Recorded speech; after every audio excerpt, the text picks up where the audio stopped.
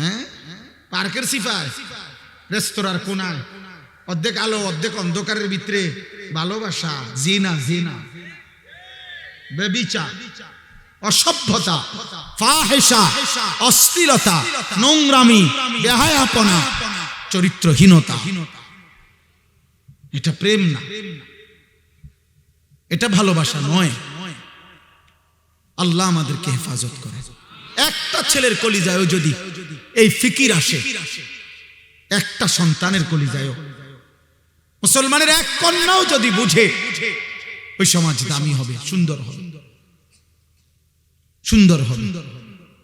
কোনোভাবেই আল্লাহকে ছেড়ে দিয়ে, কোরআনকে ছেড়ে দিয়ে ভিন্ন কিছু গ্রহণ করা, গান, বাদ্য, গায়িকা, নৃত্য, গানের আসর, বাদ্যযন্ত্রের ঝংকার, সুরের মূর্ছনা, নাটক, সিনেমা, কৌতুক, গল্প, কিস্সা, কাহিনী, ভিসিআর, হারাম যত আয়োজন, এগুলাকে কোরআনের ভাষায় বলে লাহওয়াল হাদিস, অনর্থক কথা, বেহুদা কথা।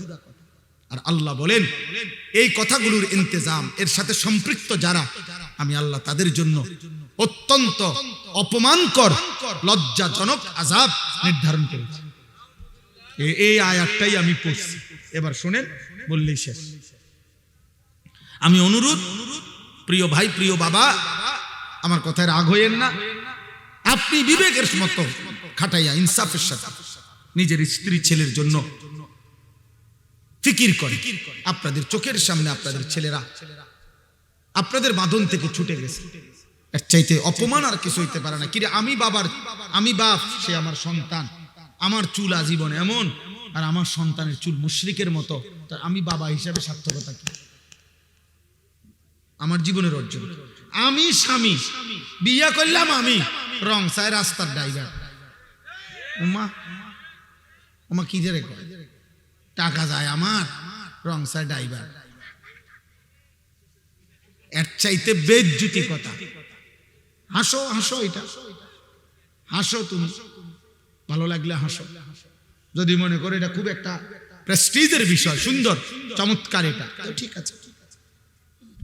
আর যদি মনে করো লজ্জা, গায়রতের ব্যাপার, স্পষ্ট কিতাবে আছে, আমার কাছে কিতাব আছে, ওয়ালা তাকরাবুজ জিনা, এই কিতাবের মধ্যে আছে, আরবের কিতাব, আরবি কিতাবে, যে পুরুষের স্ত্রী কন্যা আপনার বেহায়া, বেপর্দা ও বেগায়রত মানুষ, ওই পুরুষের আত্মসম্মান নাই, আত্মমর্যাদা নাই। বিশ্বাস কর, এটাই ইসলামের কথা। আত্মসম্ভ্রমহীন, বেগায়রত, আত্মমর্যাদাহীন, প্রেস্টিজ কনসার্ন নাই, আত্মসম্মান নাই, আত্মমর্যাদা কম, গায়রত কম, আত্মসম্মান। অথচ যুগ যুগ ধরে পুরুষের স্বভাবের মধ্যে এটা ছিল। ইদানিং কালে আইসা আমরা বেশি বেহায়া হয়ে গেছি। নয়তো এই পৃথিবীর ইতিহাস এটা যে মানুষ তার মাহরাম, মানুষ তার স্ত্রী, কন্যা, মা, বোন, তাদের ইজ্জত, তাদের সতীত্ব, তাদের সম্ভ্রম, তাদের পর্দা, তাদের আব্রুর হেফাজতের জন্য পৃথিবীতে হাজারো পুরুষ জীবন দিছে, জান দিছে, কিন্তু ঘরের মাহরামের, ঘরের অন্দর মহলের নারীর ইজ্জত, সম্মান বাইরে বিক্রি হতে দেয় নাই। এটা পৃথিবীর ইতিহাস।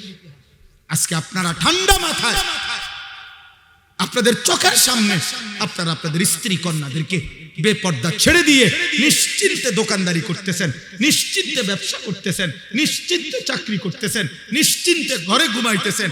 আহা মুসলমান, 16 বছরের মেয়েটা 1 ঘন্টা ধরে সাইজা ওই যে বাইরে গেল, কার হাতে ছেড়ে দিলেন? ওরে কোথায় পাঠালেন? ওর লগে ওর মাহরাম কই?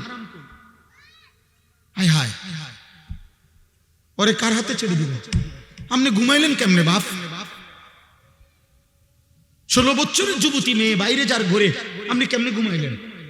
আপনি দোকানদারি করেন কেমনে? আপনি চাকরি করেন কেমনে?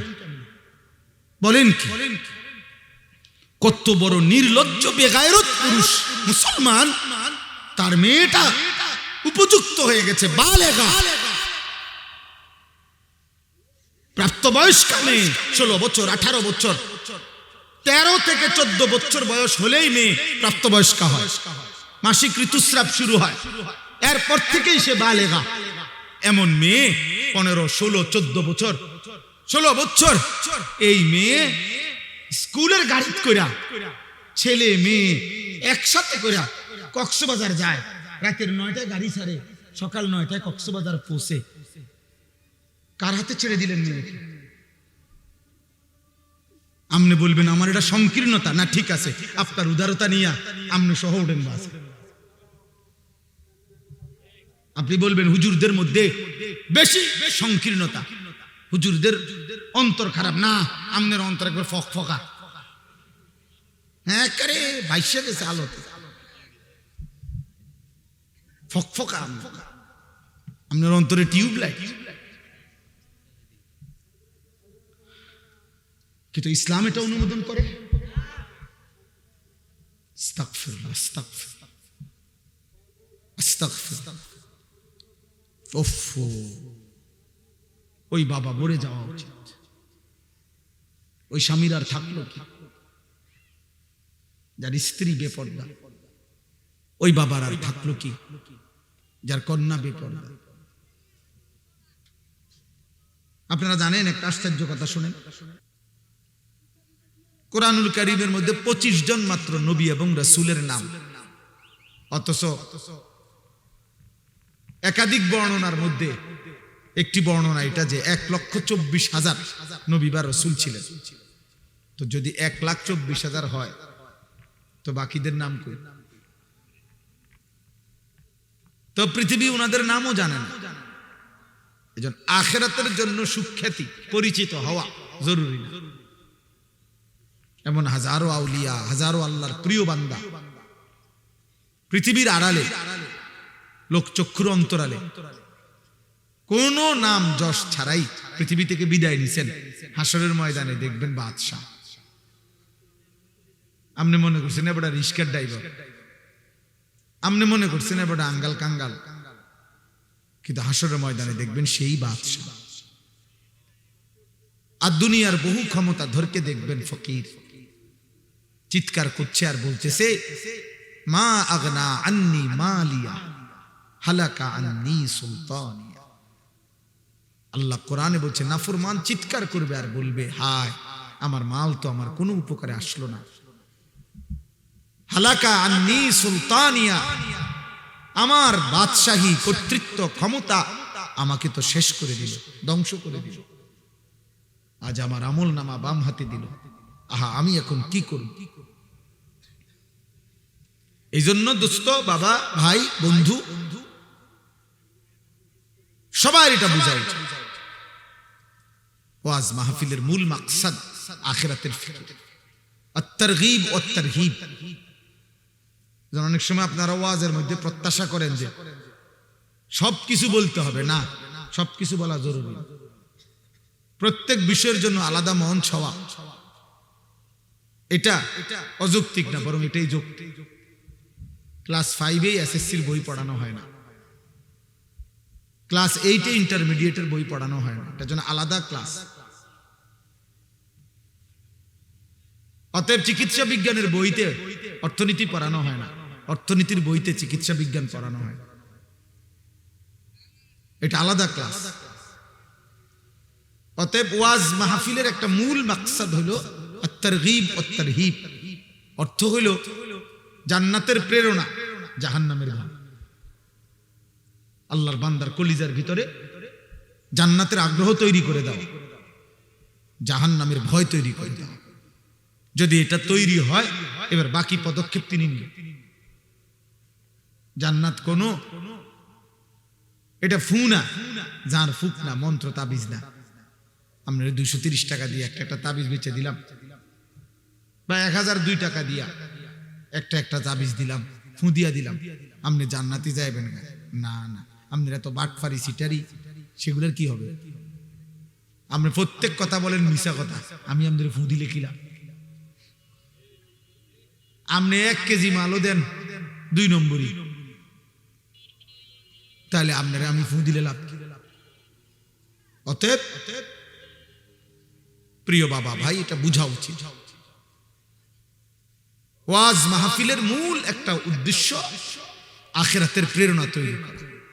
আপনারা যে অনেক সময় বলেন হুজুররা ইশারা আর কোনো কথা জানে না, অবশ্যই জানে, অবশ্যই জানে। আপনি যখন যে বিষয় প্রয়োজন ওর জন্য আলাদা শিরোনাম তৈরি করেন, আলাদা ব্যবস্থাপনা তৈরি করেন, আলাদা ইন্তজাম করেন। তো দেখেন আপনি পদার্থ বুঝানোর জন্য, অর্থনীতি বুঝাবার জন্য, দুনিয়ার সকল বিষয় বুঝাবার জন্য উপযুক্ত আলেম আছে কিনা আমি চ্যালেঞ্জ করলাম, আমি দেব, আমি ইনশাআল্লাহ, আমি আনিসুর রহমান দেব। আমাদের কোন বিষয়ে হুজুর দরকার, কি বুঝতে চান আপনি, এই বাংলাদেশ থেকে দেব। এবং অসংখ্য নীরবে নিভৃত আমাদের লোকচক্ষুর পর্দার আড়ালে এমন অনেক আলেম আছে, পৃথিবী হয়তো জানে। বক্তা তো 2-4 জনের, সব মিলাইয়া বক্তা হইতো না 100 জন। সারা বাংলাদেশে আলেম 100 জন, কথা বলে 100 জন আলেম। তো বাকিরা সিরিয়াস আমার গোড়ার ঘাস কাটে বাকিরা। আমাদের দেশে মানুষ মনে করে ওই যিনি এক বক্তা উনি সব। আন্তর্জাতিক খ্যাতি সম্পন্ন মুফাসসিরে কোরআন, বিশিষ্ট ইসলামী চিন্তাবিদ, দাউদকান্দির ব্রিজ, যমুনা ব্রিজ, একাশপুর ব্রিজ, উনি পদ্মা সেতু বানাইছেন, উনি বাংলাদেশ আলগিদে ধরে রাখছেন, এই সব কিছু এই যিনি বক্তা। আর বাকিরা কিচ্ছু জানে না। এটা ভুল ধারণা, এটা ভুল ধারণা। এজন্য দোস্ত বাপ, ইসলাম কোরআন সবকিছুর সমাধান, দুনিয়ারও আখিরাতের। কিন্তু এক বসায়, এক মঞ্চে, এক শিরোনামে সব বলে ফেলতে হবে। আজকের ওয়াজ ও দোয়ার মাহফিলে পুরা 23 বছরের ইসলাম আপনাকে বলে যাইতে হবে, এটা জরুরি না। তাহলে নবীজি সাল্লাল্লাহু আলাইহি সাল্লাম 23 বছর লাগাইলেন কেন? কোরআন 23 বছর নাজিল হইল কেন? বলেন, 23 বছর কি মামুলি কথা? আমি আপনাদের কাছে অনুরোধ করছি, এটা বুঝতে শিখেন, নিজের জন্য কিছু গ্রহণ করবেন। প্রতিনিয়ত আপনাদের মসজিদে জুমার বয়ান হয়, আলহামদুলিল্লাহ। যদি কোনো মুসলমান দিল দিয়া আন্তরিকতা নিয়ে এই জুমার বয়ানগুলো শুনতো, তার জীবন সুন্দর হতো।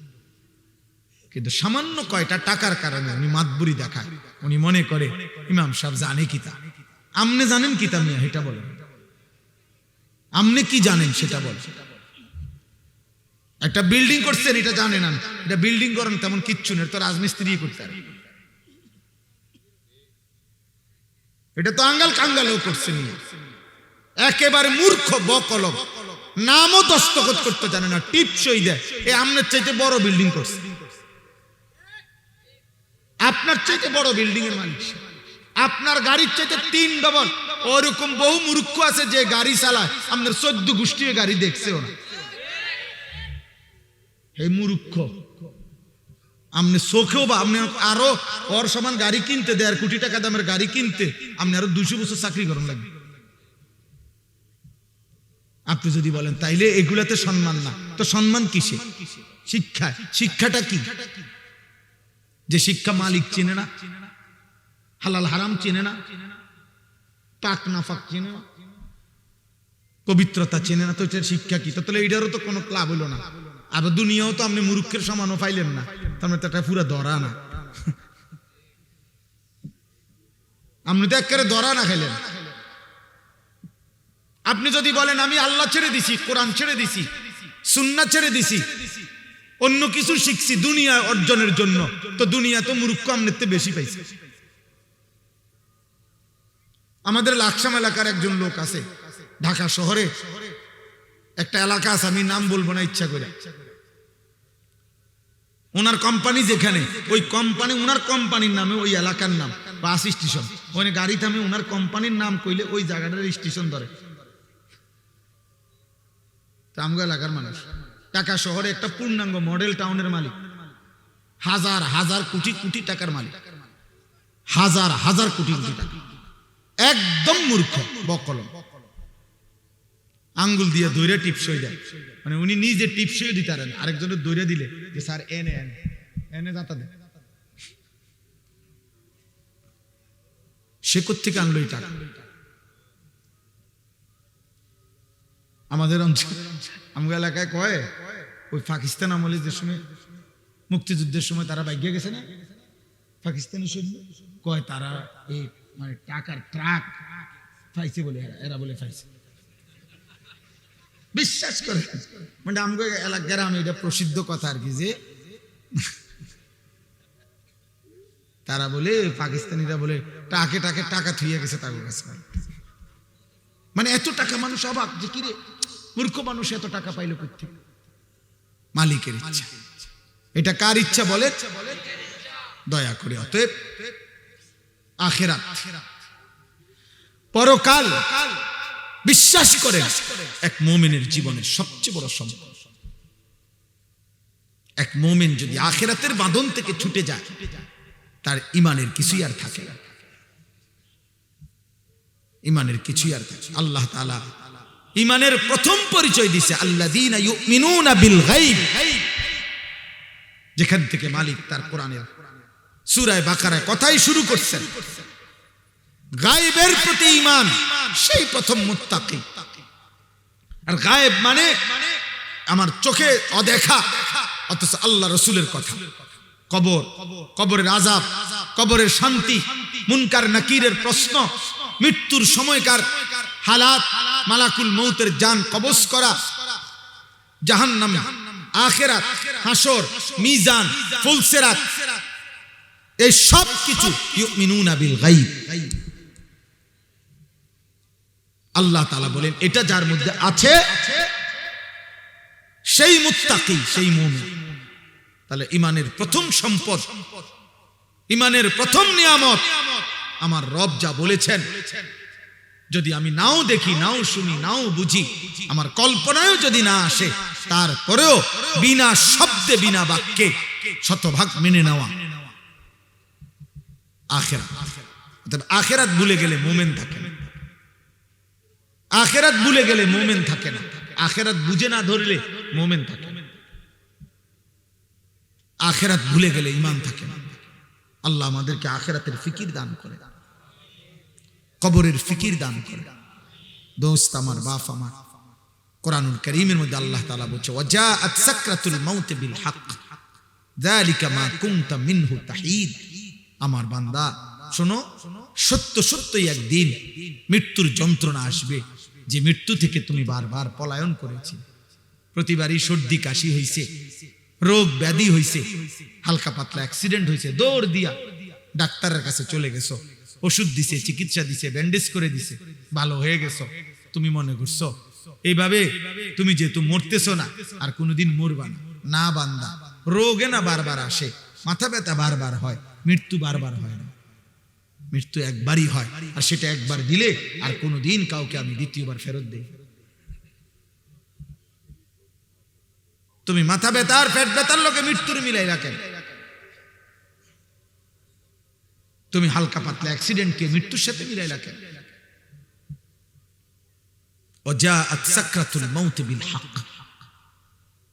আল্লাহ তাআলা বলেন মৃত্যুর যন্ত্রণা আসবেই আসবে। বাবা, মালাকুল মউত আজরাইল জান কবজ করার আগে মানুষের মৃত্যু যন্ত্রণা শুরু হয়। প্রথম সাকরাতুল মউত বলে এটাকে। এই মৃত্যু যন্ত্রণা পৃথিবীর সর্বশ্রেষ্ঠ ঈমানদারেরও হয়, সর্বনিকৃষ্ট কাফেরেরও হয়। আমাদের প্রিয় নবী সাল্লাল্লাহু আলাইহি ওয়াসাল্লাম থেকে শুরু করে সমস্ত আম্বিয়াদেরও, আউলিয়াদেরও, সাহাবাদেরও মৃত্যুর যন্ত্রণা ছিল, সমস্ত বেঈমান কাফেরদেরও মৃত্যু যন্ত্রণা ছিল। বাকি অনুভূতি ভিন্ন, যন্ত্রণা বরাবর আছে সবার, কিন্তু অনুভূতিটা ভিন্ন। ঈমানদার যখন মৃত্যু যন্ত্রণা শুরু হয়, তার দিল খুশি হয়ে যায়, সে ভাবে আমার রবের মুলাকাত, আমার বন্ধুর মুলাকাতের সময় হয়ে গেছে। বেঈমান নাফরমান পাপী মৃত্যু যন্ত্রণার মুহূর্তে পাগল হয়ে যায়, অস্থির হয়ে যায়, অস্থির হয়ে যায়। তাফসীরের মধ্যে আছে 900 বছর যদি সুখের সাগরে কেউ ভাসে, কোনদিন এক সেকেন্ডের জন্য দুঃখ যন্ত্রণা বেদনা পায় নাই, একটা মিনিট, 900 বছরে যে কোনদিন কাঁটার আঘাত সয় নাই, এক ফোঁটা চোখের পানিও পড়ে নাই, কিন্তু আল্লাহর নাফরমানি করছে। আমি নিজে তাফসীরে পড়ছি, খোদার কসম, আল্লাহ তাফসীরে লিখছে মৃত্যু যন্ত্রণার প্রথম সেকেন্ডে 900 বছরের সুখ ওই নাফরমান ভুলে যাবে। দ্বিতীয় সেকেন্ডে যখন তাকে বলা হবে, হে আল্লাহর বান্দা, বিগত পৃথিবীটা তুমি খুব আরামেই তো কাটাইছো না, আল্লাহর কসম ওই নাফরমান বলবে, আয় মাওলা, জীবনে সুখ কি জিনিস আমি কোনোদিন দেখি নাই, আমি জানি না মাওলা সুখ কাকে বলে। এক সেকেন্ডের মৃত্যু যন্ত্রণা তার 900 বছরের সুখ ভুলাই। আমার কাছে আরবি কিতাব আছে, জাআত সাকরাতুল মাউত বিল হক, এই আয়াতের নামেই কিতাব আছে আরবি। আমি একটা উর্দু কিতাবে পড়ছি, মৌত কে পুর আসরার ওয়াকিআত, ওই কিতাবে আছে হযরত ঈসা আলাইহিস সালাম আল্লাহর হুকুমে কবর থেকে, আল্লাহর কুদরতে, ওনার একটা মুজিজা ছিল, উনি কবর থেকে মানুষকে জীবিত করতে পারতেন। উনি ডাক দিলে কুম বিইজনিল্লাহ বললে, নাম ধরে বললে, একেবারে 1000 বছর না, নূহ আলাইহিস সালামের জামানার মানুষও দাঁড়ায় যায়। এটা ওনার মুজিজা ছিল। অথচ নূহ আলাইহিস সালাম আর ঈসা আলাইহিস সালামের ব্যবধান অনেক অনেক ব্যবধান। তো ঈসা আলাইহিস সালাম একদিন নূহ আলাইহিস সালামের একজন বংশধরকে কবর থেকে তুলছিলেন আল্লাহর হুকুমে। তো নূহ আলাইহিস সালাম ওনাকে জিজ্ঞেস করছেন, আপনি এই দুনিয়ায় কতদিন হায়াত পাইছেন? উনি বলছে 450 বছর। তো উনি বললেন, ঈসা আলাইহিস সালাম বললেন, হে নূহ নবীর বংশধর, আমি যতটুকু জানি নূহ নবীর আমলে ওনার বংশধররা তাদের চুল দাড়ি মৃত্যু পর্যন্ত সাদা হতো না। এটা তাফসীরে আছে। ইব্রাহিম আলাইহিস সালামের আগে কারো চুল দাড়ি সাদা হতো না, মৃত্যু পর্যন্ত যত বুড়াই হইতো। সর্বপ্রথম বৃদ্ধের চিহ্ন সাদা চুল দাড়ি আল্লাহ তাআলা ইব্রাহিম আলাইহিস সালামকে দিয়েছিলেন, এরপর থেকে আমাদের পর্যন্ত আসছে। আউয়ালু মান শাবা ইব্রাহিম, তাফসীর ইবনে কাসির আছে। সর্বপ্রথম চুল দাড়ি সাদা হয়েছে যার, তিনি ইব্রাহিম আলাইহিস সালাম। তাহলে নূহ আলাইহিস সালাম তো আগে। তো ঈসা আলাইহিস সালাম জিজ্ঞাসা করলেন, হে নূহ নবীর বংশধর, আপনার চুল দাড়ি সাদা কেন?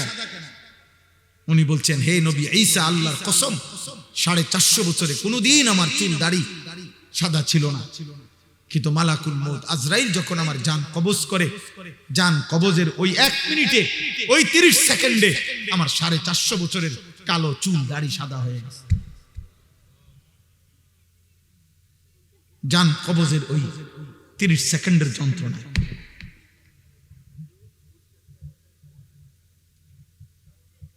এই জন্য দোস্ত, নওজোয়ান, প্রিয় ভাই, বাবা, হারামের উপরে যারা বেড়ে উঠছেন, গুনাহের উপরে যারা বড় হচ্ছেন, রাত পার করেন, দিন পার করেন, আমি কিংবা আপনি খুব চালাক মনে করেন না,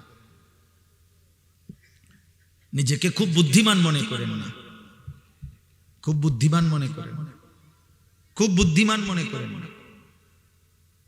এই পৃথিবীর কেউ হয়তো বাধা দিতে পারে নাই, কিন্তু রব ছাড়বে না, আল্লাহ ছাড়বে না। কোরআনুল কারীমের মধ্যে আছে, আল্লাহ তাআলা বলছেন, সুম্মা লাতুসআলুন্না ইয়াউমাইদিন আনিন নাঈম, আমার বান্দা, আমি কিন্তু আমার দেওয়া প্রত্যেকটা নিয়ামত একটা একটা করে জিজ্ঞেস করব, আমি ছাড়ব না। আমার প্রতিটা নিঃশ্বাসের হুকুম হিসাব দিতে হবে, আমার প্রতিটা চোখের পলকের হিসাব দিতে হবে। আমি আল্লাহর দেওয়া প্রতি সেকেন্ডের হিসাব বান্দা তুমি আমাকে দিতে হবে। তাফসীরের মধ্যে আছে, হযরত ওমর রাদিয়াল্লাহু তাআলা আনহু একদিন 3 দিন ক্ষুধার্ত থাকার পরে নবীজির সামনে 2টা খেজুর আর একটু পানি পান করছেন, 3 দিনের ক্ষুধার্ত থাকার পর। এই আয়াতের তাফসীরের মধ্যে আছে, আল্লাহর নবী সাল্লাল্লাহু আলাইহি ওয়াসাল্লাম বলেন, ওমর ওয়াল্লাহি লা তুসআলু আন হাদান নাঈম, আল্লাহর কসম ওমর, আখিরাতে তোমাকে আল্লাহর এই নিয়ামত 2টা খেজুর এবং এটুকু পানির হিসাব আল্লাহর কাছে দিতে হবে। হযরত ওমর চিৎকার দিয়া কাঁদা দিছেন আর বলছেন, রব, আয় ইয়া রাসূলুল্লাহ, আমার রবের কাছে আমি 3 দিনের ক্ষুধার্ত থাইকা এই 2টা খেজুর মাত্র মুখে দিলাম আর একটু পানি মুখে দিলাম, এইটার হিসাবও দিতে হবে। আল্লাহর নবী বলেন ওয়াল্লাহি লা তুসআলু, আল্লাহর কসম ওমর, হিসাব দিতে হবে, হিসাব দিতে হবে, হিসাব দিতে হবে।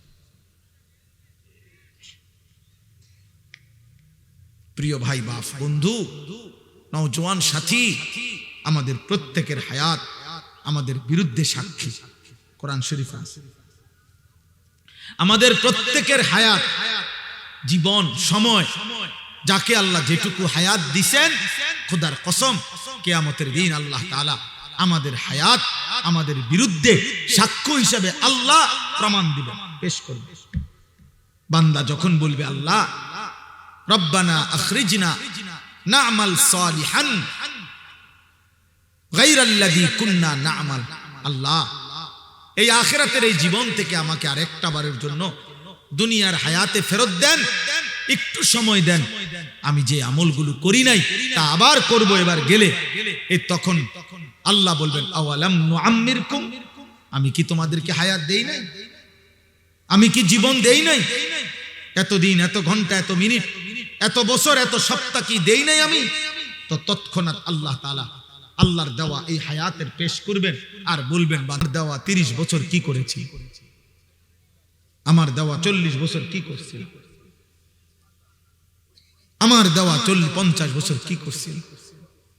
আমি প্রতিদিন একবার এটা বলি, এই জীবন কেমন জীবন, আহা এই মুসলমানের জিন্দেগি কেমন জিন্দেগি, ওই যুবক কেমন মুসলমান, ওই মা কেমন মুসলমান, ওই বাবা কি মুসলমান। খোদার 365 দিনে এক বছর টানা কোন দিন যে ফজরের নামাজ পড়ে নাই, আহা এটা কি জীবন,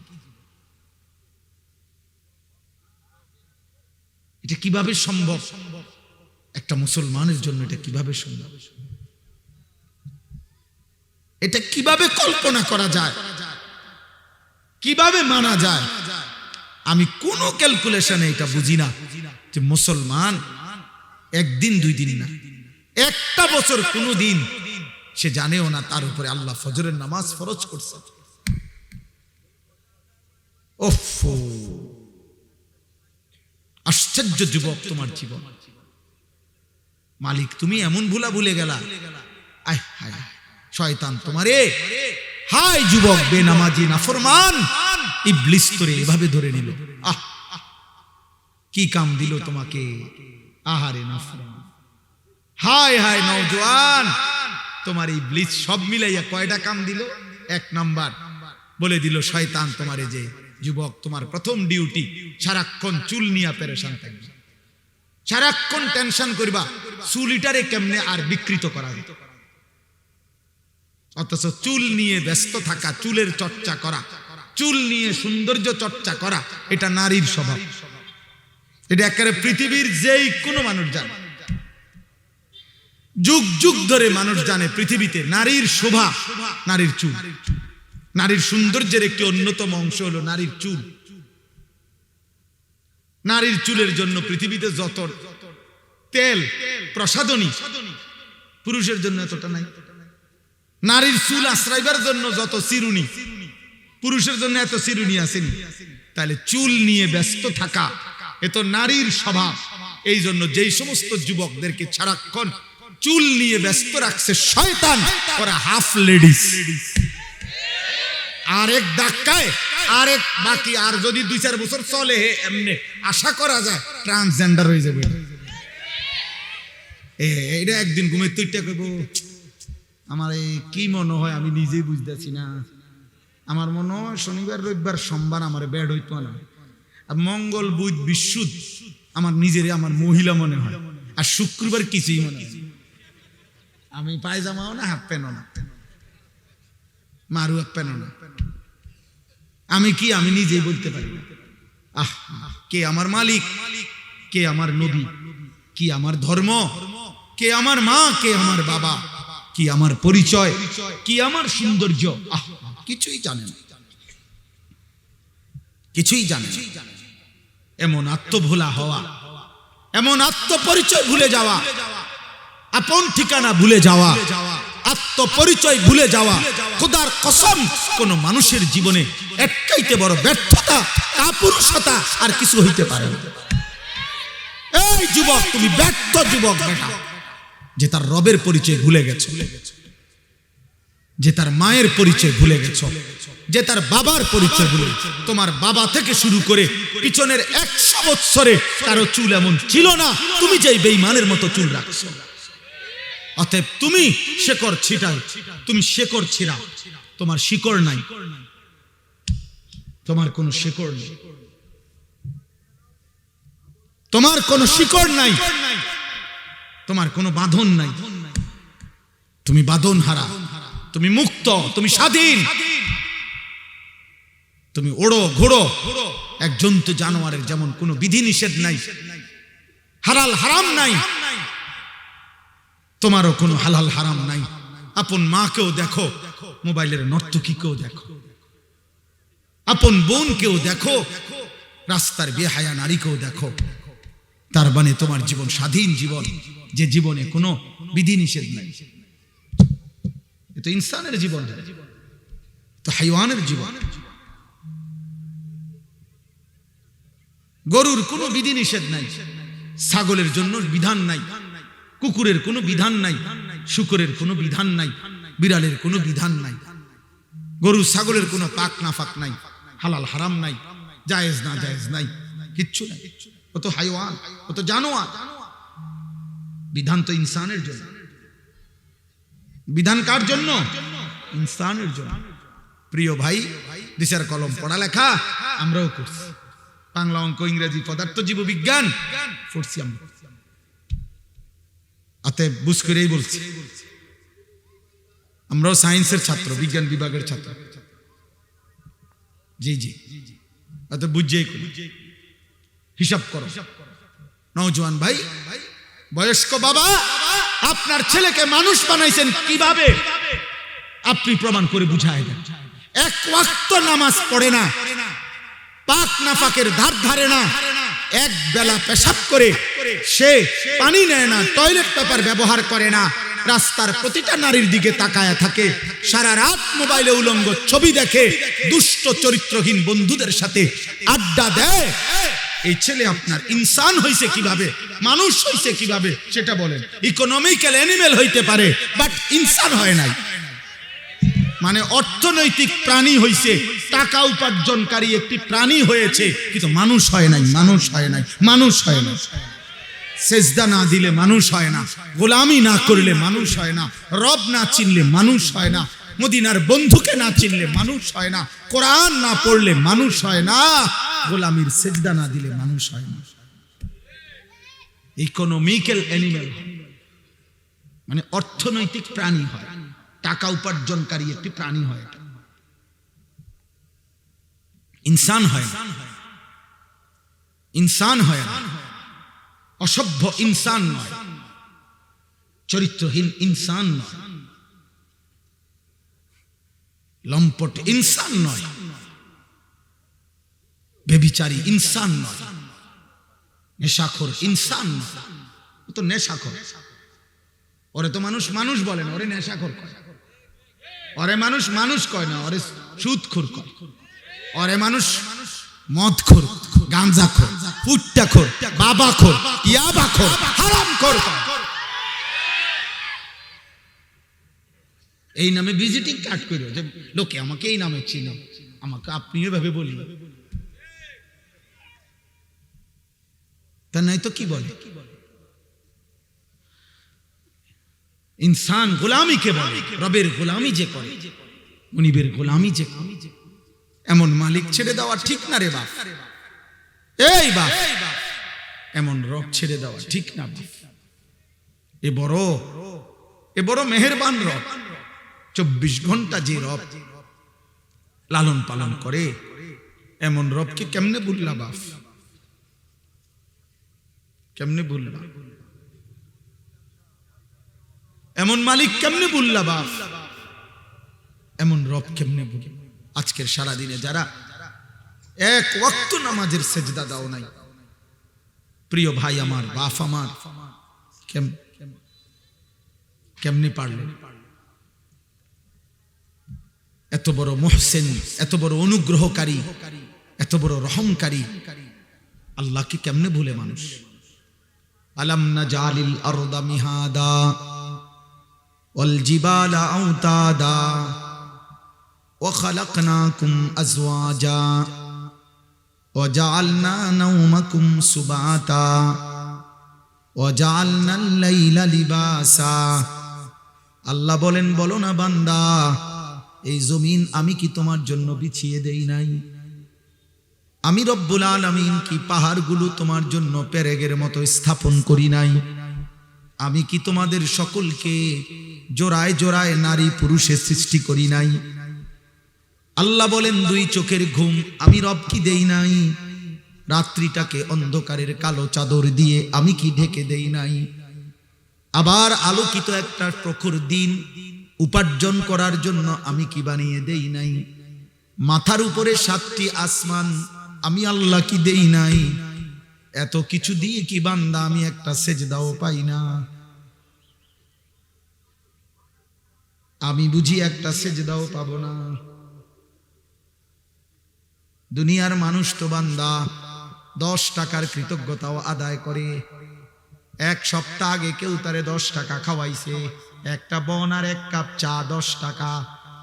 15 দিন পরে যদি ডাক দেয়, দোস্ত একটু চলো ওইদিকে যাই, তখনও তো সে মনে মনে ভাগে, মাত্র গত সপ্তাহে আমারে 10টা টাকা খাওয়াইছে, আজকে মুখের সামনে কেমনে ফিরায় দেই?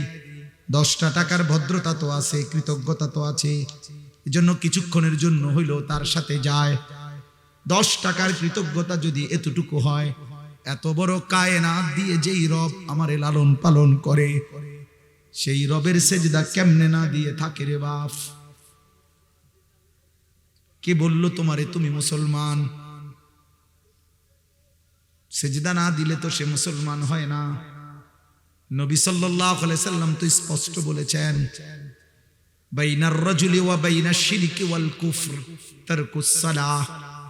নবীজি বলছেন, কোন ব্যক্তি মুশরিক না কাফের, এটা চিহ্নিত করার, পার্থক্য করার মাধ্যম হলো নামাজ পড়া বা না পড়া, পড়লে মুমিন, না পড়লে বেঈমান।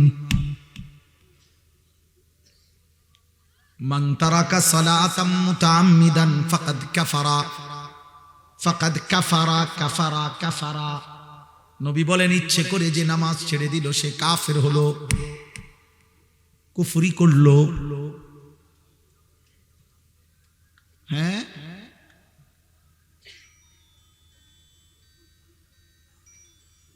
অতএব দয়া করে মেহেরবানি করে অভিভাবকদেরকেও বলি, জিন্দেগির হিসাব মিলাইয়া যাবে, নিজের জীবনের সফলতা কিংবা ব্যর্থতা মিলাইয়া যায়। আল্লাহ আমাদেরকে তৌফিক দান করে। নওজোয়ান ভাই, প্রিয় ভাই, বাবা, আপনারা আমরা মনে করেন এক ঘরের মানুষ, এখানে আমরা বাজার করি, আপনারাও বাজার করেন, একসাথে চলি ফিরি আমরা। এখানেও অনেক লোক আমি চিনি, চেহারায় চিনি, আমগরও অনেক আপনারা চিনেন। মিলেমিশে আমরা এক অঞ্চলের মানুষ। কিশোর ভাই, নওজোয়ান ভাই, দুনিয়া আল্লাহ তাআলা তো উপভোগের জন্য দিয়েছেন, ঠিক আছে, কিন্তু হালাল বাবু দুনিয়ার সব চাহিদা পূরণ। ক্ষুধা যিনি দিয়েছেন, খাবার তিনি ইন্তজাম করেন, তৃষ্ণা যিনি দিয়েছেন, পানি তিনি ব্যবস্থা করেন।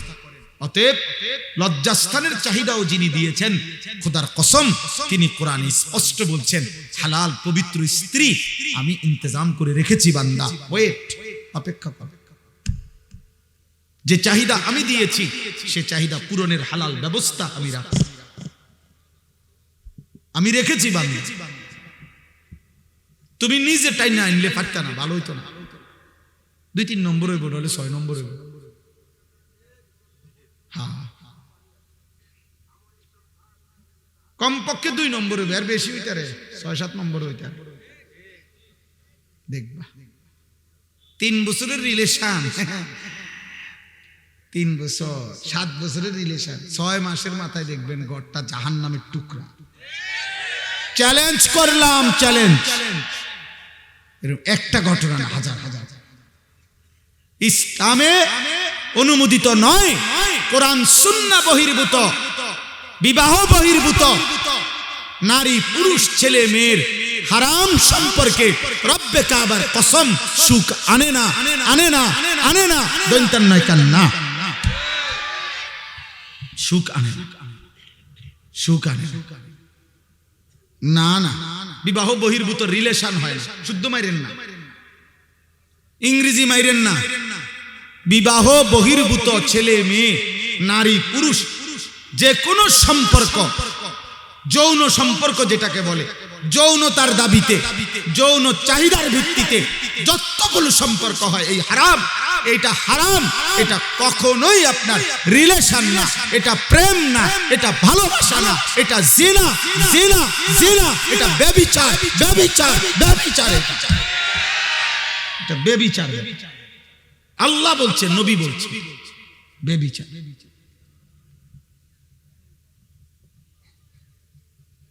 কোনোভাবেই প্রেম হয় না। প্রেম এই শব্দটি বিবাহ বহির্ভূত ছেলে মেয়ের ক্ষেত্রে ব্যবহার করার শরীয়তে কোনো অনুমতি নাই।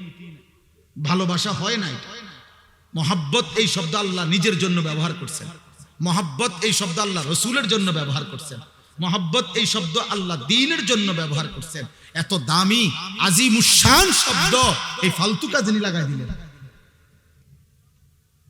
হ্যাঁ, পার্কের সিফায়, রেস্তোরাঁর কোনায়, অর্ধেক আলো অর্ধেক অন্ধকারের ভিতরে ভালোবাসা, জিনা, জিনা, ব্যভিচার, অসভ্যতা, ফাহিশা, অশ্লীলতা, নোংরামি, বেহায়াপনা, চরিত্রহীনতা।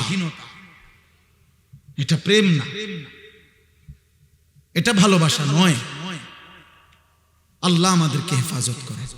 একটা ছেলের কলিজায়ও যদি এই ফিকির আসে, একটা সন্তানের কলিজায়ও, মুসলমানের এক কন্যাও যদি বুঝে, ওই সমাজ দামি হবে, সুন্দর হবে,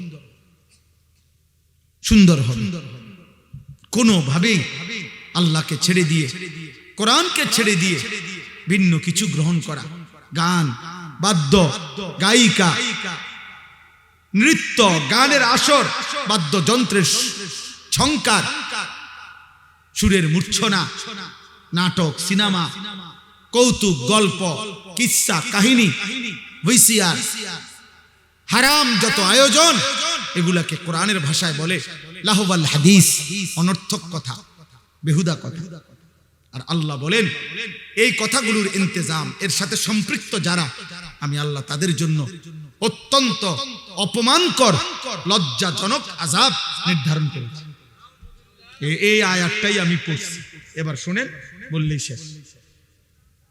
আমি অনুরোধ, প্রিয় ভাই, প্রিয় বাবা, আমার কথায় রাগ হইয়েন না। আপনি বিবেকের মতো খাটাইয়া ইনসাফের সাথে নিজের স্ত্রী ছেলের জন্য ফিকির করে। আপনাদের চোখের সামনে আপনাদের ছেলেরা আপনাদের বাঁধন থেকে ছুটে গেছে, এর চাইতে অপমান আর কিছু হইতে পারে না। কিরে, আমি বাবার, আমি বাপ, সে আমার সন্তান, আমার চুল আজীবন এমন, আর আমার সন্তানের চুল মুশরিকের মতো, আমি বাবা হিসাবে সার্থকতা কি? আমার জীবনের অর্জন। আমি স্বামী, বিয়ে করলাম, আমি রং চাই রাস্তার ড্রাইভার।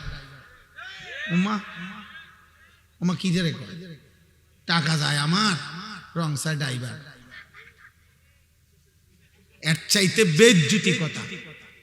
হাসো, হাসো, এটা হাসো, তুমি ভালো লাগলে হাসো। যদি মনে করো এটা খুব একটা প্রেস্টিজের বিষয়, সুন্দর, চমৎকার, এটা ঠিক আছে। আর যদি মনে করো লজ্জায়, গায়রতের ব্যাপার, স্পষ্ট কিতাবে আছে, আমার কাছে কিতাব আছে, ওয়ালা তাকরাবুজ জিনা, এই কিতাবের মধ্যে আছে, আরবের কিতাব, আরবি কিতাবে, যেই পুরুষের স্ত্রী কন্যা আপনার বেহায়া, বেপর্দা ও বেগায়রত মানুষ, ওই পুরুষের আত্মসম্মান নাই, আত্মমর্যাদা নাই। বিশ্বাস কর, এটা ইসলামের কথা। আত্মসম্ভ্রমহীন, বেগায়রত, আত্মমর্যাদাহীন, প্রেস্টিজ কনসার্ন নাই, আত্মসম্মান নাই, আত্মমর্যাদা কম, গায়রত কম, আত্মসম্মান। অথচ যুগ যুগ ধরে পুরুষের স্বভাবের মধ্যে এটা ছিল। ইদানিং কালে আইসা আমরা বেশি বেহায়া হয়ে গেছি। নয়তো এই পৃথিবীর ইতিহাসে এটা যে মানুষ তার মাহরাম মানুষ তার স্ত্রী, কন্যা, মা, বোন, তাদের ইজ্জত, তাদের সতীত্ব, তাদের সম্ভ্রম, তাদের পর্দা, তাদের আব্রুর হেফাজতের জন্য পৃথিবীতে হাজারো পুরুষ জীবন দিছে, জান দিছে, কিন্তু ঘরের মাহারামের, ঘরের অন্দর মহলের নারীর ইজ্জত সম্মান বাইরে বিক্রি হতে দেয় নাই। এটা পৃথিবীর ইতিহাস। আজকে আপনারা ঠান্ডা মাথায় আপনাদের চোখের সামনে আপনারা আপনাদের স্ত্রী কন্যাদেরকে বেপর্দা ছেড়ে দিয়ে নিশ্চিন্তে দোকানদারি করতেছেন, নিশ্চিন্তে ব্যবসা করতেছেন, নিশ্চিন্তে চাকরি করতেছেন, নিশ্চিন্তে ঘরে ঘুমাইতেছেন। আহা মুসলমান, 16 বছরের মেয়েটা 1 ঘন্টা ধরে সাইজা ওই যে বাইরে গেল, কার হাতে ছেড়ে দিলেন? ওরে কোথায় পাঠালেন? ওর লগে ওর মাহারাম কই?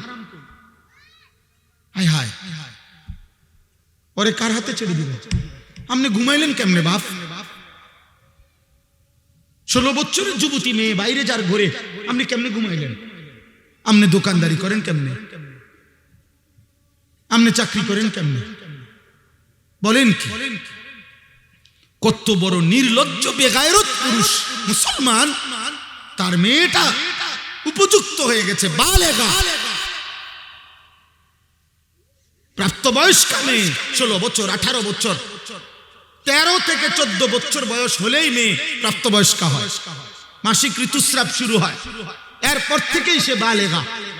এমন মেয়ে 15, 16, 14 বছর, 16 বছর এই মেয়ে স্কুলের গাড়ি কইরা, ছেলে মেয়ে একসাথে কইরা কক্সবাজার যায়। রাতের 9টায় গাড়ি ছাড়ে, সকাল 9টায় কক্সবাজার পৌঁছে। কার হাতে ছেড়ে দিলেন মেয়েকে? আপনি বলবেন আমার এটা সংকীর্ণতা না, ঠিক আছে, আপনার উদারতা নিয়ে আপনি সহ উঠেন বাস। আপনি বলবেন হুজুরদের মধ্যে বেশি সংকীর্ণতা, হুজুরদের অন্তর খারাপ। না, আপনার অন্তর একবার ফকফকা, হ্যাঁ করে ভাইসে গেছে আলোতে, ফকফকা। আপনার অন্তরে টিউবলাইট। কিন্তু ইসলাম এটা অনুমোদন করে? আস্তাগফিরুল্লাহ, আস্তাগফিরুল্লাহ, আস্তাগফিরুল্লাহ। ওই বাবা মরে যাওয়া উচিত। ওই স্বামীর আর থাকলো কি? যার স্ত্রী বেপর্দা, ওই বাবার আর থাকলো কি? যার কন্যা বেপর্দা। আপনারা জানেন একটা আশ্চর্য কথা শুনেন, আমরা তাফসিরে, আমি প্রয়োজনে আমার মাদ্রাসায় চলেন, আমি আরবি তাফসির দেখাইতে পারবো। তাফসিরে রুহুল মাআনি পৃথিবী বিখ্যাত, সমস্ত আলেমদের কাছে গ্রহণযোগ্য একটা তাফসির হলো তাফসিরে রুহুল মাআনি।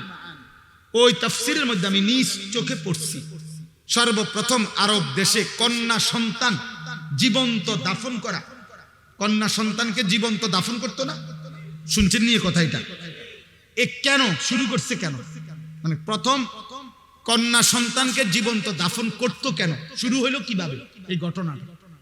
ওই তাফসিরের মধ্যে লিখছে বিআইয়ি যামবিন কুতিলাত, এই আয়াতের তাফসির আছে কাসিম ভাই। তো লিখছে যে রবিয়া আরবের একটি বিখ্যাত গোত্র ছিল, রবিয়া। এই রবিয়া গোত্রের একজন সর্দারের একটা কন্যা, অপরূপ সুন্দরী মেয়ে ছিল, রূপসী সুন্দরী মেয়ে। ওই সর্দারের একমাত্র কন্যা ছিল ওই মেয়েটা। সর্দার তাকে ভীষণ ভালোবাসত, বেশি আদর করত ওই মেয়েটাকে। তো পার্শ্ববর্তী এক গোত্রের, আরেক গোত্রের একটা ছেলে, যুবক, এই মেয়েটার সাথে সম্পর্ক করে, হারাম সম্পর্ক করে তারে ভাগায় নিয়ে গেছে, নিয়া ওই গোত্রে নিচে গা নিয়ে এখন তাকে সে বিবাহ করছে। অথবা তখনকার রেওয়াজে বিবাহ যেটাই হয়েছে জাহিলি যুগের নিয়মে বিবাহ শাদী করছে। কিন্তু এই মেয়ের ভালোবাসায় এই রবিয়া গোত্রের এই সর্দার তার মেয়েটাকে ওই গোত্র থেকে উদ্ধার করার জন্য দিনের পর দিন লাগাতার বছর ব্যাপী যুদ্ধ করছে। ওরে আনতুবিল্লাহ। কিন্তু ওই গোত্র খুব শক্তিশালী, আর আরব দেশে জাহিলি যুগে যুদ্ধ বিগ্রহ ছিল তাদের নিত্যদিনের বিষয়। তো এই গোত্রের, রবিয়া গোত্রের সর্দার, তার গোত্রের বহু যুবক, বহু পুরুষ নিহত হয়েছে, কিন্তু একবারও বিজয় আনতে পারে না, ওই মেয়েটাকে আনতে পারতেছিল না। কিন্তু উনি কোনোভাবে ছাড়তেছে না যে আমি আমার এই মেয়ে আনবো, ও আমার বড় আদরের সন্তান। শেষ পর্যন্ত বহুদিন পরে দুই গোত্রের বয়স্করা, প্রবীণ লোকেরা একটা পরামর্শ বৈঠকে বৈশা বলছে, না এর একটা সমাধান হওয়া দরকার। তখন রক্তারক্তি বন্ধ করে এই বয়স্ক প্রবীণ লোকেরা এরকম মেল মিটিং দরবারে মধ্যে বলছে যে ঠিক আছে, মেয়েটাকে ডাইকা আনো, মেয়েটাকে জিজ্ঞেস করো, মেয়েটা যদি যার কাছে থাকতে চায়, বাপের কাছে যদি ফিরতে চায় বাপের কাছে দেওয়া হবে, ছেলেটার কাছে যদি থাকতে চায় ছেলেটার কাছে দেওয়া হবে। এই কথাইটা সিদ্ধান্ত তো সর্দারও মানছে, আচ্ছা ঠিক আছে তাহলে আমি মানি। ওই মনে করছে আমার কলজার টুকরা মেয়ে, আমার সারা আদরের মেয়ে, ও তো আমার কাছে আসবে। কিন্তু ঘটনা চক্রে দুর্ভাগ্য হইল, ওই ছেলেটা মেয়েটাকে যখন আইসা দরবারে ওই মিটিং মেলের জিজ্ঞাসা করছে যে তুমি এখন কার কাছে যেতে চাও, এই মেয়েটা স্পষ্ট বলছে আমি ছেলেটার কাছে থাকতে চাই, আমি আমার বাবার কাছে যাব না। এই বাবা রবিয়া গোত্রের সর্দার লজ্জিত আর অপমানিত হয়ে মাথাটা নুয়াইয়া উনি বাড়িতে চলে আসছে। কারণ আর তো কিছু করার নাই, কারণ উনি তো মানছিল এই কথাটা, উনি তো মানছে এটা। আর মেয়েও তো পরিষ্কার মুখের সামনে বলল আমি আমার বাবার কাছে যাব না, আমি ছেলেটার কাছে থাকবো। এই তখন এই লোক, এই সর্বপ্রথম আরবে এই রবিয়া গোত্রের সর্দার ধরে ধরে বসে মনারে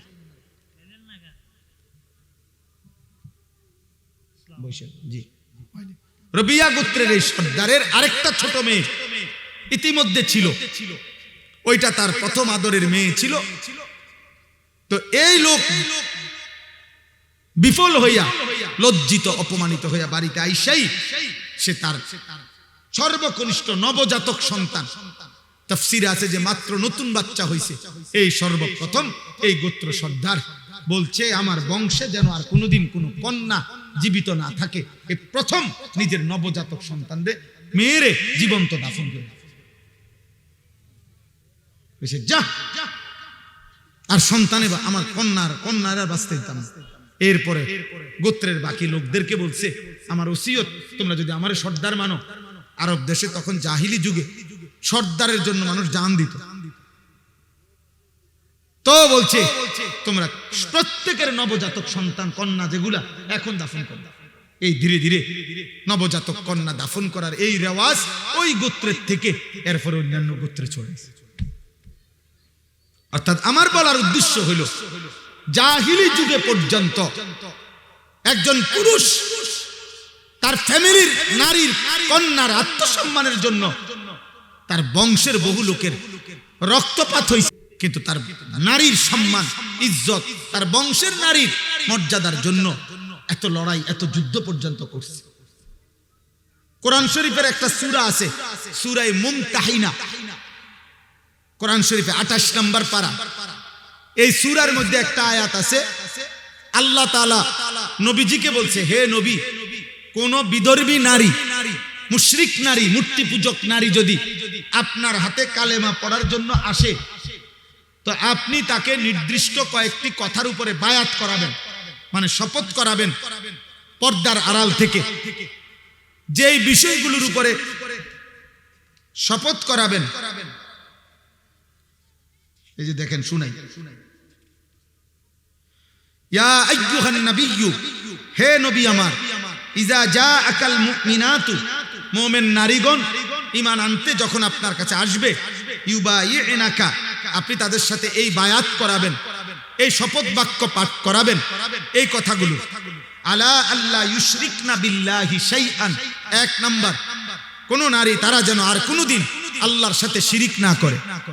দুই, ওয়ালা ইয়াসরিকনা, তারা যেন চুরি না করে। তিন, ওয়ালা ইয়াজনিনা, তারা যেন আর কোনদিন জিনা ব্যভিচার না করে। এই কথাটা বলার জন্য শুনেন তো কি না করে বলছে 3 নম্বরে, কথা বলেন না। তো তাফসীরের মধ্যে আছে, আপনারা একটা ঘটনা সবাই জানেন, উহুদের যুদ্ধে নবী সাল্লাল্লাহু আলাইহি সাল্লামের একজন চাচা আমিরে হামজা, ওনাকে যে শহীদ করছে ওয়াহশী, পাথর মাইরা, নবীজির চাচা। তো শহীদ করার পরে মক্কার কুরাইশ একজন সর্দারনি, একজন নারী ওনার চাচার, নবীজির চাচার বুকের উপরে বৈশা ওনার চাচার বুকটা ফাইরা ফেলছিল। ফাইরা বুক ছিঁড়ে ওনার চাচার কলিজা এগুলারে কাইটা টুকরা টুকরা করে চাবাইয়া কামড়াইছিল। আর চাচার নাক, কান, আঙ্গুল সব কাইটা কাইটা টুকরা টুকরা করে এগুলারে গলার মালা বানাইছিল, ছিদ্র কইরা মালা বানাইয়া গলা ঝুলাইয়া এই নারী আপনার নৃত্য করেছিল উহুদের মাঠে।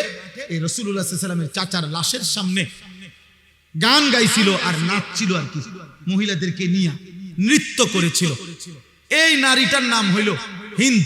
এ যারে বলে হিন্দা, আমাদের স্বাভাবিক ভাষা বাংলা ভাষায় মানুষে কয় হিন্দা, মূলত আকারটা নাই আর কি। আরবি শব্দটা হলো হিন্দ। হিন্দ বিদ্যে উতবা, মক্কার কুরাইশ উতবার মেয়ে, আবু সুফিয়ানের স্ত্রী ছিল। তো এই হিন্দ, এই হিন্দাই বলেন বুঝার জন্য আর কি।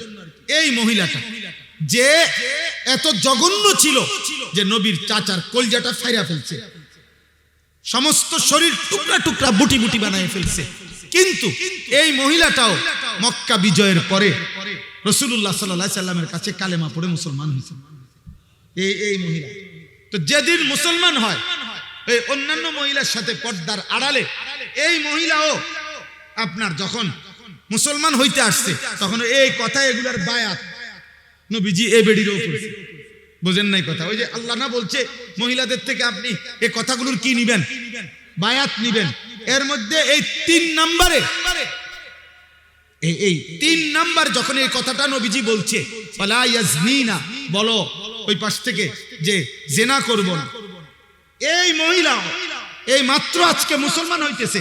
হিন্দ এতদিন জাহিলি যুগের নারী ছিল, মুশরিক নারী ছিল। এই বাপ শুনেন, খোদার কসম তাফসিরে আছে কাফের নারী ছিল। ও সাথে সাথে বলছে মুহাম্মদ থামো। কি বললা? এটা কি করবে না? বলছে জিনা করবে না। তখন এই মহিলা আওয়াজ দিয়া বলে উঠছে, মুহাম্মদ কোন স্বাধীনা, কোন ভদ্র নারী জিনা করতে পারে? অর্থাৎ এটা কি বললাম? আমি তো জাহিলি যুগে যখন মুশরিক ছিলাম, আমার এই মুশরিক জামানা তো আমি কোনোদিন জিনা করিনি। কসম খোদা, তুমি এটা কি বললা? এ কথা আবার শপথ করতে হবে কেন? কোন নারী, স্বাধীনা সম্ভ্রান্ত নারী জিনা করতে পারে? পরপুরুষের সাথে হারাম সম্পর্ক করতে পারে? এটা কি আশ্চর্য কথা! তাহলে এক মুশরিক নারীর ভিতরে যদি জাহিলি যুগে এই আখলাক থাকে, আমাদের কি আখলাক হওয়া উচিত বলেন? দয়া করে রাগ হইয়েন না, বুঝতে শিখেন, বুঝতে শিখেন। এই ছোট্ট ছোট্ট আমাদের বালিকাদের 2-4টা মাদ্রাসা আছে। এই বালিকা মাদ্রাসাগুলো এখনো শেষ। একটু বাতি জ্বালায়া দেখাইতেছে যে ইমানদার নারীর চাল চলন, লিবাস, পোশাক, বোরখা, পর্দা কেমন হয়, এগুলো হেফাজত করা দরকার, এর সাথে সম্পৃক্ত থাকা দরকার। এখানে কমপক্ষে পর্দা, পুশিদা, কোরআন, আখিরাত ন্যূনতম ওই মেয়ের কলিজার মধ্যে দেওয়া উচিত। কোনোভাবেই নিজে এবং নিজের পরিবারের সদস্যদেরকে অশ্লীল, ফাহেশা, বেহুদা, অনর্থক কাজে, কথায় সাথে না জুড়ায়া আল্লাহর কোরআন, রাসূলের সুন্নাহর সাথে মিলানো উচিত। ইদানিং কালে আপনারা বুঝতেছেন না, অনেকে আপনারা ইচ্ছা করে ভদ্রতার মুখোশ ধরে ফ্যাশনের নামে অথবা অতি শিক্ষিত বা উচ্চ শিক্ষিতের ভান করে আপনারা আপনাদের ঘরের মাহরাম, আপনাদের পবিত্রা, আপনাদের ইমানদার নারীদেরকে আপনারা বেপর্দা, বেহায়াপনায় ছেড়ে দিয়ে নিজেদের আত্মতৃপ্তি অথবা মানসিক তৃপ্তি ভোগ করছেন। এটা ঠিক হচ্ছে না, এটা ঠিক হচ্ছে না। বাপ, আপনিও মরে যাবেন, আপনার বিবিও মরে যাবে, আপনিও মরে যাবেন, মেয়েটারও মৃত্যু হবে। ওরে আখিরাতটা নষ্ট করেন, ওরে আল্লাহ ভুলাই দিয়েন না, ওরে কবর ভুলাই দিয়েন না, ওরে মালিক ভুলাই দিয়েন না, ওরে তার ইজ্জতের কদর ভুলাই দিয়েন না। কোন নারীর ইজ্জত, সম্ভ্রম, পর্দা, সতীত্ব, হায়া, এটা নারীর শ্রেষ্ঠ সম্পদ। এজন্য কোরআনুল কারীমের মধ্যে ইসলামের যত পাপের শাস্তি, একমাত্র পাপ জিনা, ব্যভিচার, এই শাস্তির বিধান বলতে গিয়ে নারীর কথা আগে উল্লেখ করছে। অর্থাৎ বুঝাইছে, আমরা তাফসিরে পড়ছি, তাফসিরে হেদায়েতুল কোরআন, ভারতীয় উপমহাদেশের শ্রেষ্ঠ শেখুল হাদিস, মুহাদ্দিস, এই শেষ জামানার শ্রেষ্ঠ মুহাদ্দিস যাকে বলা হইতো, যুগ শ্রেষ্ঠ আলেমে দ্বীন, সারা পৃথিবী খ্যাত আলেমে দ্বীন ছিলেন, দারুল উলুম দেওবন্দ মাদ্রাসার শেখুল হাদিস, সদরুল মুদাররিসিন হযরত মাওলানা সাঈদ আহমদ পালনপুরি রাহমাতুল্লাহ আলাইহির কিতাব তাফসীর, তাফসিরে হেদায়েতুল কোরআন। ওই তাফসিরে হেদায়েতুল কোরআনে আছে, একজন নারীর সত্তার ভিতরে, রক্তের ভিতরে, নারীর অস্তিত্বের ভিতরে, নারীর সৃষ্টির মধ্যে আল্লাহ তাআলা হায়া, লজ্জার অনুভূতি পুরুষের চাইতো অনেক গুণ বেশি আল্লাহ সৃষ্টিগতভাবে বাড়ায় দিয়েছে। এটা তার অস্তিত্বের মধ্যে, এটা তার রক্তের মধ্যে, সৃষ্টির মধ্যে, তার হায়া, তার লজ্জা, তার সতীত্বের হেফাজতের কদর, নিজেকে ঢেকে রাখা, আবরণে রাখা, নিজেকে শালীন পোশাকে রাখা, আবৃত করে রাখা, গোপন করে রাখার প্রবণতা, মানসিকতাটা আল্লাহ তাআলা নারীর মধ্যে বেশি দিয়েছেন, নারীর মধ্যে বেশি দিয়েছেন, সৃষ্টিগতভাবে বাড়ায় দিয়েছেন। আপনি চিকিৎসা বিজ্ঞানে পড়া দেখেন কোন বইতে, আমার কাছে আছে বই, নারীর শরীর আর পুরুষের শরীরের গঠনের ভিতরে অনেক উপাদান ব্যবধান আছে, ব্যবধান আছে, কোনটা পুরুষের বেশি, কোনটা নারীর বেশি। এক্ষেত্রে হায়া সৃষ্টিগতভাবে নারীর বেশি, আল্লাহ প্রদত্ত। অতএব যে নারী পুরুষের চাইতে বেশি হায়া যার অস্তিত্বের ভিতরে দেওয়া হয়েছিল, সৃষ্টির ভিতরে, সেই হায়ার, মনে করেন হায়ার চাদর, হায়ার পর্দার সাগর ডিঙ্গায়া যে কোনো পর পুরুষের সাথে ব্যভিচার করেছে, হারাম সম্পর্ক করেছে, এ বাস্তবিক অর্থে নিকৃষ্ট নারী।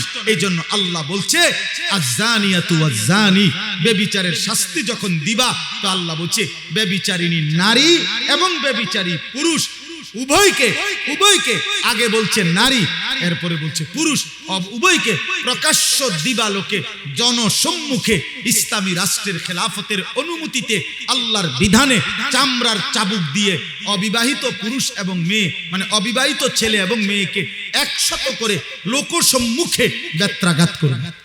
আর যদি বিবাহিত পুরুষ এবং নারী হয়, মুতাওয়াতির অকাট্য হাদিস দ্বারা কোরআনের আয়াত মনসুখের মাধ্যমে আল্লাহ নবী বলছেন তাকে প্রকাশ্য দিবালোকে পাথর মেরে মেরে হত্যা করবে, রজম, রজম। আমনে যদি বলেন এটা খুব জঘন্য, না আমনের জঘন্য লই আমনে থাকে, আপনার যদি বলেন এটা মারাত্মক ভীতিকর, আমনে টামনে নিয়ে থাকেন। আল্লাহ তাআলা বলছে ওয়ালা ইয়াখুজকুম বিহিমা রাফাতুন ফি দীনিল্লাহ, ব্যভিচারের শাস্তি দিতে গিয়ে কারো দিলে যেন এক বিন্দু দয়া, মায়া, অনুকম্পা না আসে, সাবধান। আল্লাহ বলছে বেশি আলগা ফিরিত দেখাইও না, আলগা মায়া দেখাইও না, আলগা মায়া দেখাইও না। আমি আল্লাহ আরহামুর রাহিমিন, আমি রহমান, আমি রহিম। তোমার কলজার মধ্যে যেই মায়া, এটা আমি দিছি। তোমার মার কলজার যে মায়া আমি দিছি, তোমার বাপের কলজার মধ্যে যে মায়া আমি দিছি। এই গোটা সৃষ্টির মধ্যে যত, প্রতিটা সৃষ্টিতে যত মায়া, এটা আমি আল্লাহ দিছি। ভালোবাসা আমি দিছি, মায়া দয়া আমি দিছি, আমার থেকে দেওয়া। তুমি আমার থেকে বেশি দয়া বোঝো না। অতএব আমার ভাই, আমার বন্ধু, আমি মহিলা মাদ্রাসার মাহফিল, বালিকা মাদ্রাসা, এই জন্য এগুলো বলছি। এতগুলো কথা শক্ত বললাম এই কারণে, আপনার মেয়েকে ফিরান, আপনার মেয়ের আখলাকের আপনি পড়ান, কোনো অসুবিধা নাই। এই বাপ, পড়ানো নিষেধ না। পদার্থ জীববিজ্ঞান হারাম না, রসায়ন বিজ্ঞান হারাম নয়, ভূগোল ইতিহাস হারাম না, বাংলা অঙ্ক ইংরেজি জেনারেল হারাম না, চিকিৎসা বিজ্ঞান হারাম নয়, হারাম না, কসম খোদার হারাম না। আপনার জ্ঞান, আপনার সন্তানের জ্ঞান আটলান্টিক মহাসাগর পরিমাণ হোক, হিমালয় পর্বতের উচ্চতায় পৌঁছে যাক আপনার সন্তানের জ্ঞান, আমরা দোয়া করি। কিন্তু আল্লাহ বুলাই দিলেন কেন? আখিরাত বুলাই দিলেন কেন? নামাজ বুলাই দিলেন কেন? কোরআন বুলাই দিলেন কেন? আমি আজকেও মাগরিবের পরে বলছি, যেই জবান যেই জিহ্বা রবের কোরআন পড়তে জানে না, আহা জিহ্বা, তুমি জীবনে কথা বলার কোনো মজাই পাও না। কথার কত স্বাদ, জিহ্বার কথা বলার যে মজা, তুমি সেই মজাই পাও না। তুমি জীবনে জিহ্বার কোনো স্বাদই পাও না। আমি সবসময় বলি যে এই চোখ মালিকের ঘর দেখে নাই, কাবার কালো গিলাফ দেখে নাই, মদিনার সবুজ গম্বুজ দেখে নাই, ও তো দেখার কোনো মজাই পায় না। ও আর দেখলোটাই কি? কালো গিলাফ যে দেখে নাই, সবুজ গম্বুজ যে দেখে নাই, ওই চোখ আর দেখলো কি বেটা? কক্সবাজার 1 কোটি বার দেখলো তো কালো গিলাফের সৌন্দর্যের সামনে কিচ্ছু না। পৃথিবীর সমস্ত নয়নাভিরাম প্রাকৃতিক সৌন্দর্য যিনি দান, সমুদ্রের প্রতিটা ঢেউ তো রবের দান। হ্যাঁ, এই পৃথিবীর দার্জিলিং বলেন আর যাই বলেন, সব সুন্দর, ফুলের যত সুন্দর, গাছের যত সুন্দর, সাগরের যত সুন্দর, নদীর যত সুন্দর, এ তো মহান আল্লাহর দান। সেই মালিক চারিদিকে যত সৌন্দর্য যিনি দিছেন, তিনিই বলছেন আমি আমার কায়নাতের সবচেয়ে বেশি সৌন্দর্য আমার মদিনার বন্ধু, আমার মাহবুব, আমার রসুলকে দিয়েছি। আছে খুবা হামা দারান্দ তু তন্হা দারি। আল্লামা ইকবাল বলছে, হে নবী, 1.25 লক্ষ নবীর যত সিফাত, গুণ, বৈশিষ্ট্য একা আপনার মাঝে যদি তালাশ করি, সব আপনার মাঝেই খুঁজে পাই। আপনি একাই সব। আপনি হাসলে পৃথিবী হাসে, আপনি কাঁদলে পৃথিবী কাঁদে। আপনার হাসি সেরা, আপনার কান্নাই সেরা, আপনার জীবনের সবকিছু সেরা। ওয়া ইন্নাকা লাআলা খুলুকিন আযীম। আমরা তাফসীরে পড়ছি, এই পৃথিবীর যত উত্তম গুণ আছে, চরিত্রের যত উত্তম গুণ, ধৈর্য, সাহসিকতা, বীরত্ব, আল্লাহ ভীরু, পরোপকার, মানবতা, যা বলেন, মানুষের চারিত্রিক সৌন্দর্য গুণ বলতে মানুষ যা কল্পনা করে, এরকম প্রত্যেকটি চারিত্রিক গুণকে যদি বলা হয়, হে হে গুণ, তোমার গুণটা সবচেয়ে সুন্দর, শ্রেষ্ঠ, পূর্ণাঙ্গ, সর্বোচ্চ কেমন হওয়া উচিত, এটার একটা আকৃতি, একটা মানুষের আকৃতি ধরে দেখাও যে ধৈর্যের সর্বোচ্চ কেমন হওয়া উচিত, সাহসিকতার সর্বোচ্চ কেমন হওয়া উচিত, একটা আকৃতি ধরে দেখাও তো। যদি এরকম প্রতিটি গুণকে বলা হয় তোমার শ্রেষ্ঠ সৌন্দর্যটা, শ্রেষ্ঠ রূপটা তুমি একটু আকৃতি ধরে দেখাও, তাফসীরে লিখছে, খোদার কসম, প্রতিবার প্রতিটি উত্তম চরিত্রের মধ্যে যার চেহারা ভেসে উঠবে তিনি মুহাম্মদ সাল্লাল্লাহু আলাইহি ওয়াসাল্লাম। ধৈর্যে যিনি সেরা তিনি মুহাম্মদ, বীরত্বে যিনি সেরা তিনি মুহাম্মদ, সাহসিকতায় যিনি সেরা তিনি মুহাম্মদ, মানবতায় যিনি সেরা তিনি মুহাম্মদ, পরোপকারে যিনি সেরা তিনি মুহাম্মদ, রাতের অন্ধকারে যার চরিত্র পবিত্র তিনি মুহাম্মদ, দিনের আলোয় যার চরিত্র পবিত্র তিনি মুহাম্মদ, লেনদেনে যিনি পবিত্র তিনি মুহাম্মদ, সব গুণে সর্বশ্রেষ্ঠ তিনি মুহাম্মদ সাল্লাল্লাহু আলাইহি ওয়াসাল্লাম। কারে ছেড়ে দিলা বা? কোন বেঈমানের চুল রাখলে? এই মুসলমানের বাচ্চা, কোন বেঈমানের চুল রাখলে? একটা ছেলে বেটা হলে এখন দাঁড়া বেটা, এখন বল। যে সমস্ত মুশরিকের মতে যে ডান দিকে বড়, বাম দিকে বড়, সামনে বড়, একটা চুলের সনদ বলো যে পৃথিবীতে প্রথমে এই চুলটা কে রাখছে, এরপরে এটা কেমনে কেমনে এই সাবের বাজার পর্যন্ত আইছে, কেমনে নিশ্চিন্তপুর আইলো, কেমনে ক্যান্টনমেন্ট আইলো, কেমনে, এটা সনদ কও বলো। আমরা বলতে পারবো, পাঞ্জাবির সনদ বলতে পারবো আমরা, টুপির সনদ বলতে পারবো আমরা, দাড়ির সনদ বলতে পারবো আমরা, চুলের সনদ বলতে পারবো আমরা, লুঙ্গির সনদ বলতে পারবো আমরা। পিছন থেকে বললে শেষ পর্যন্ত পৌঁছবে। লুঙ্গি নবী মুহাম্মদ সাল্লাল্লাহু আলাইহি ওয়াসাল্লাম পরিধান করতেন। মাথা মোবারক সর্বদা নবী সাল্লাল্লাহু আলাইহি সাল্লাম টুপির মতো কোন গোলাকার জিনিস দিয়ে তিনি ঢেকে রাখতেন। নবী সাল্লাল্লাহু আলাইহি সাল্লাম মৃত্যু পর্যন্ত দাড়ি রাখছেন। নবী সাল্লাল্লাহু আলাইহি সাল্লাম মৃত্যু পর্যন্ত কামিজ পাঞ্জাবি পরিধান করেছেন। নবী সাল্লাল্লাহু আলাইহি ওয়াসাল্লাম গেঞ্জি পরিধান করতেন। নবী সাল্লাল্লাহু আলাইহি সাল্লাম মিসওয়াক করতেন। নবী সাল্লাল্লাহু আলাইহি সাল্লাম মোস ছোট করতেন। আমারটার রেফারেন্স আমি বললাম, তোমারটার সনদ তুমি বলেন। সনদ বুঝেন? সনদ মানে পিছনের সূত্র বলেন। আর দাড়ি কাটুন একজন কোন, আমনে সনদ কোন, পৃথিবীতে প্রথম দাড়ি কাটছে কে, এরপরে এটা ডিজাইন হিসেবে ঘোষণা দিল কে, এরপরে এটা হ্যান্ডসাম হিসাবে ঘোষণা দিল কে? 1900 কত সালে এটা সিদ্ধান্ত হইল যে ইহা হ্যান্ডসাম? হ্যাঁ হ্যাঁ, না এটা বলেন বলেন, আমরা একটু উপকার হইলে বিষয়টা বুঝলাম আর কি। বলেন বলেন যে কোথায়, জাতিসংঘের কোন অধিবেশনে সিদ্ধান্ত হয়েছে এটা? অক্সফোর্ডের কোন গবেষণার মধ্যে এটা প্রমাণিত হয়েছে? হার্ভার্ড ইউনিভার্সিটির কোন গবেষণাতে এটা প্রমাণিত হয়েছে? পৃথিবীর কোন গবেষণাগারে কোন ল্যাবে এটা প্রমাণিত হয়েছে? চিকিৎসা বিজ্ঞানের কোন ডাক্তারের মাধ্যমে এটা প্রমাণিত হয়েছে? হ্যাঁ নাই, ধোকা। কি ধোকা? ধোকা ধোকা, ধো ওকার ধো, ক আকার কা, আর উফে একটা ছোট্ট চন্দ্রবিন্দু। এই ছোট করে একটা কি দিতই বাবা? চন্দ্রবিন্দু। ধোকা ধোকা। ওমাল হায়াতুদ দুনিয়া ইল্লা মাতাউল গুরুর। দুনিয়ার জীবন ধোকা ধোকা ধোকা। আল্লাহ আমাদেরকে বুঝ দান করেন, বুঝ দান করেন। চলেন আমি শুধু তর্জমা বলে আমার 2 আয়াত শেষ করি। কথা বলা হয়েছে আলহামদুলিল্লাহ। আমিনান নাসি মান ইয়াশতারি লাহওয়াল হাদিস। আল্লাহ বলে মানুষদের মধ্য থেকে যে সকল নাফরমান যাবতীয় অনর্থক, অসার, অবান্তর, অপ্রয়োজনীয়, গুনাহ মিশ্রিত কথাবার্তা সংগ্রহ করে, লিউদিল্লা আন সাবিলিল্লাহ, আল্লাহর পথ থেকে মানুষকে পথভ্রষ্ট করার জন্য, বিগাইরি ইলমিন, মূর্খতাবশত, মনে মনে ভাবে জ্ঞানী, আসলে মূর্খ।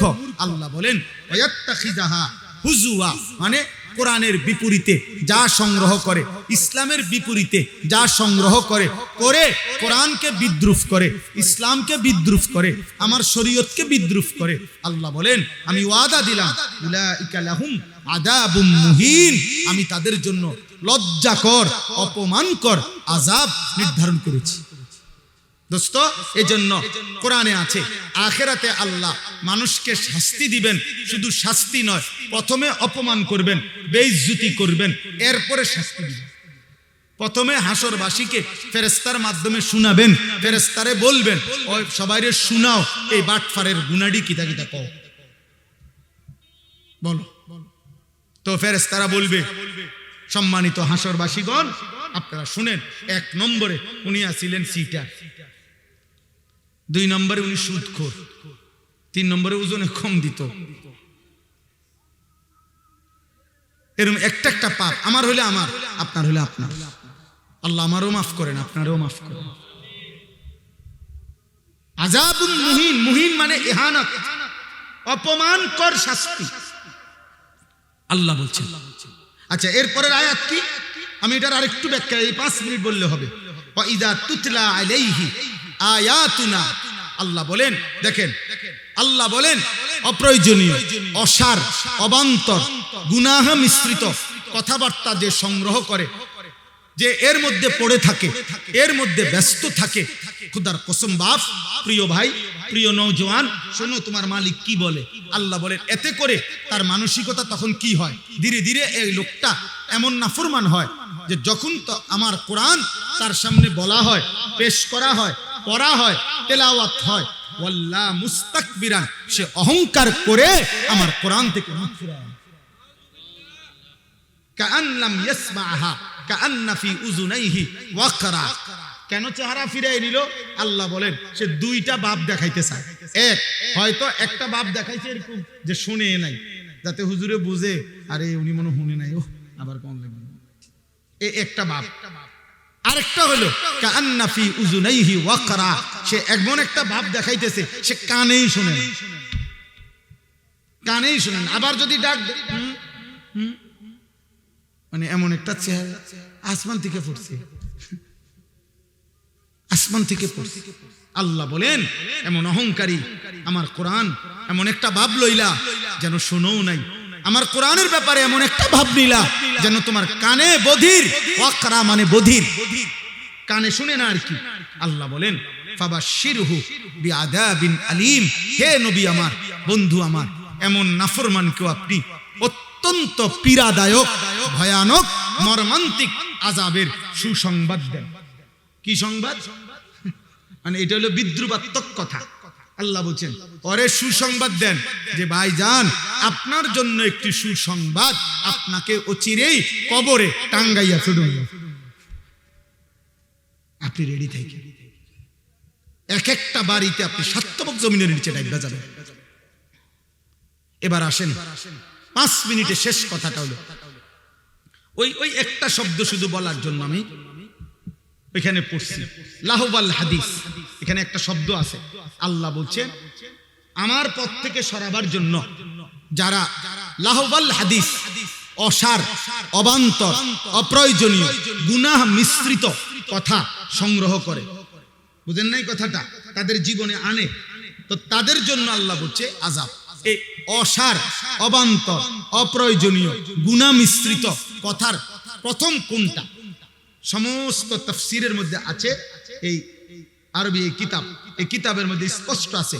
হযরত আব্দুল্লাহ ইবনে মাসউদ, নবীর বিখ্যাত সাহাবী, বলছেন ওয়াল্লাহিল্লাযী লা ইলাহা ইল্লা হু, তিনি বলছেন ওই আল্লাহর কসম যার তিনি ছাড়া আর কোনো ইলাহ নাই, আমি সেই রবের কসম করে বলছি, হুয়াল গিনা, লাহওয়াল হাদিস ওয়াল গিনা, সমস্ত গান বাদ্য, সমস্ত গান বাদ্য, গায়িকা, গানের আসর, নৃত্যের আসর, বাদ্যের যন্ত্রের ঝংকার, সুর, এই বাদ্যযন্ত্র সহ যত কথাবার্তার আয়োজন আল্লাহর কোরআনে এই লাহওয়াল হাদিস বলতে এটাই বোঝানো হয়েছে। হযরত আব্দুল্লাহ ইবনে মাসউদ সেটা কসম করে বলছে। অতএব প্রিয় বাপ, কোরআনুল কারীমে আল্লাহ বলছেন কোরআনের বিপরীতে গান, গায়িকা, নর্তকী, গানের আসর, বাদ্যযন্ত্রের ঝংকার যে তার জীবনে সংগ্রহ করে, যে তার জীবনে গ্রহণ করে, সে আল্লাহ বলেন আমি তাকে অপমানকর, লজ্জাজনক আযাব দেব, পরে আমি আযাব দেব। আপনি ইনসাফের সাথে বলেন, আমার কথায় রাগ করেন না, আমি এমনও প্রতিবার কোনো দাওয়াত দিতে চাই না, উনি আমার বেশি পরিচিত দেখা মাহফুজ ভাই, এই জন্য নাহলে এমনি ডেইলি প্রতি বছর দাওয়াত দিতে হইব এমন কোনো জরুরত নাই আমার। তো কাজেই আমি মানা করে দিলে, মুনাজাতের পরে মানা করে দিয়েন যে এরকম শক্ত হুজুর আর আনবেন না, ভালো হুজুর আনবেন ভালো। তাইলে এই জন্য বলছি আমার এই কথাটা শুধু শুনে ইনসাফের কথা বলেন। যুবক ভাই, আপনারা যারা প্রতিনিয়ত দোস্ত মোবাইলের মধ্যে নারী ছবি, নাচ, নারীর ঝুমকার, নারীর বাদ্যযন্ত্র, গান সহ যেভাবে তোমরা ব্যস্ত আছো ভাইয়া, আগামীর পৃথিবী, আগামীর হায়াত, আগামীর সময়টা কি হবে? 2 নাম্বার হলো আপনারা যাদের ঘরে প্রতিনিয়ত টেলিভিশন চলে, আপনাদের ঘরের এই নাটক, সিনেমায় কোনো গায়িকা, কোনো নায়িকা, কোনো বাদ্যযন্ত্র কি বাজে না? কথা বলে না তো? এটা কি আপনি সংগ্রহ করেন নাই? এই ডিশের বিল আপনি দেন না? এই বিদ্যুৎ বিল কি আপনি দেন না? হ্যাঁ, আল্লাহ তাআলা তো বলছে এই মানুষটা সে তার অনুসারীদেরকে আমি আল্লাহর পথ থেকে গুমরাহ করে, পথভ্রষ্ট করে। তাহলে গানের আর বাদ্যের আওয়াজে আপনার বিবি বাচ্চার আল্লাহর দিকে ফিরে না আল্লাহর পথ থেকে দূরে সরে? তবে কি করছেন? আপনি মুসলমান না?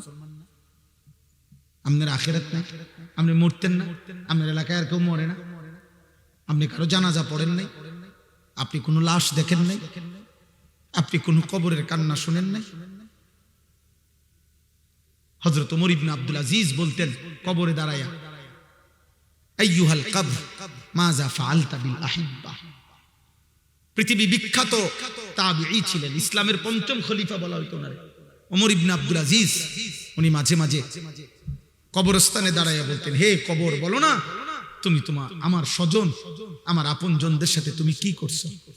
এই কবর, আমার চাচারে তোমার কাছে রাইখা গেছিলাম, আমার দাদা, আমার বাবা, আমার চাচাতো ভাই, আমার কত স্বজন তুমি কবরে রাইখা গেছো, বলো না? আইনাল আসদিকা, আমার বন্ধুরা কই এখন, কি অবস্থায় আছে, আমার স্বজনরা কেমন আছে? খোদার কসম তিনি কানতেন আর ওনার সাথে যারা দাঁড়ায় থাকতো ওনাদেরকে বলতেন, শোনো কবর আমারে কি বলছে জানো? তো তারা বলতো, বলেন কি বলছে? ওমর ইবনে আব্দুল আজিজ বলতো, আল্লাহর কসম কবর আমাকে বলতেছে, ওমর ইবনে আব্দুল আজিজ, তোমার প্রতিটা স্বজনের শরীরের প্রতিটা চোখ, নাক, কান, অঙ্গ প্রত্যঙ্গ আমি টুকরা টুকরা করে ছিন্ন ভিন্ন করে মাটির সাথে মিশায় দিছি, আমার মাটি আমি আমার সাথে মিলাই নিছি। মানুষ কিসের তৈরি? এজন্য কবর বলে আমার মাটি আমি আমার সাথে কি করে লাইছি?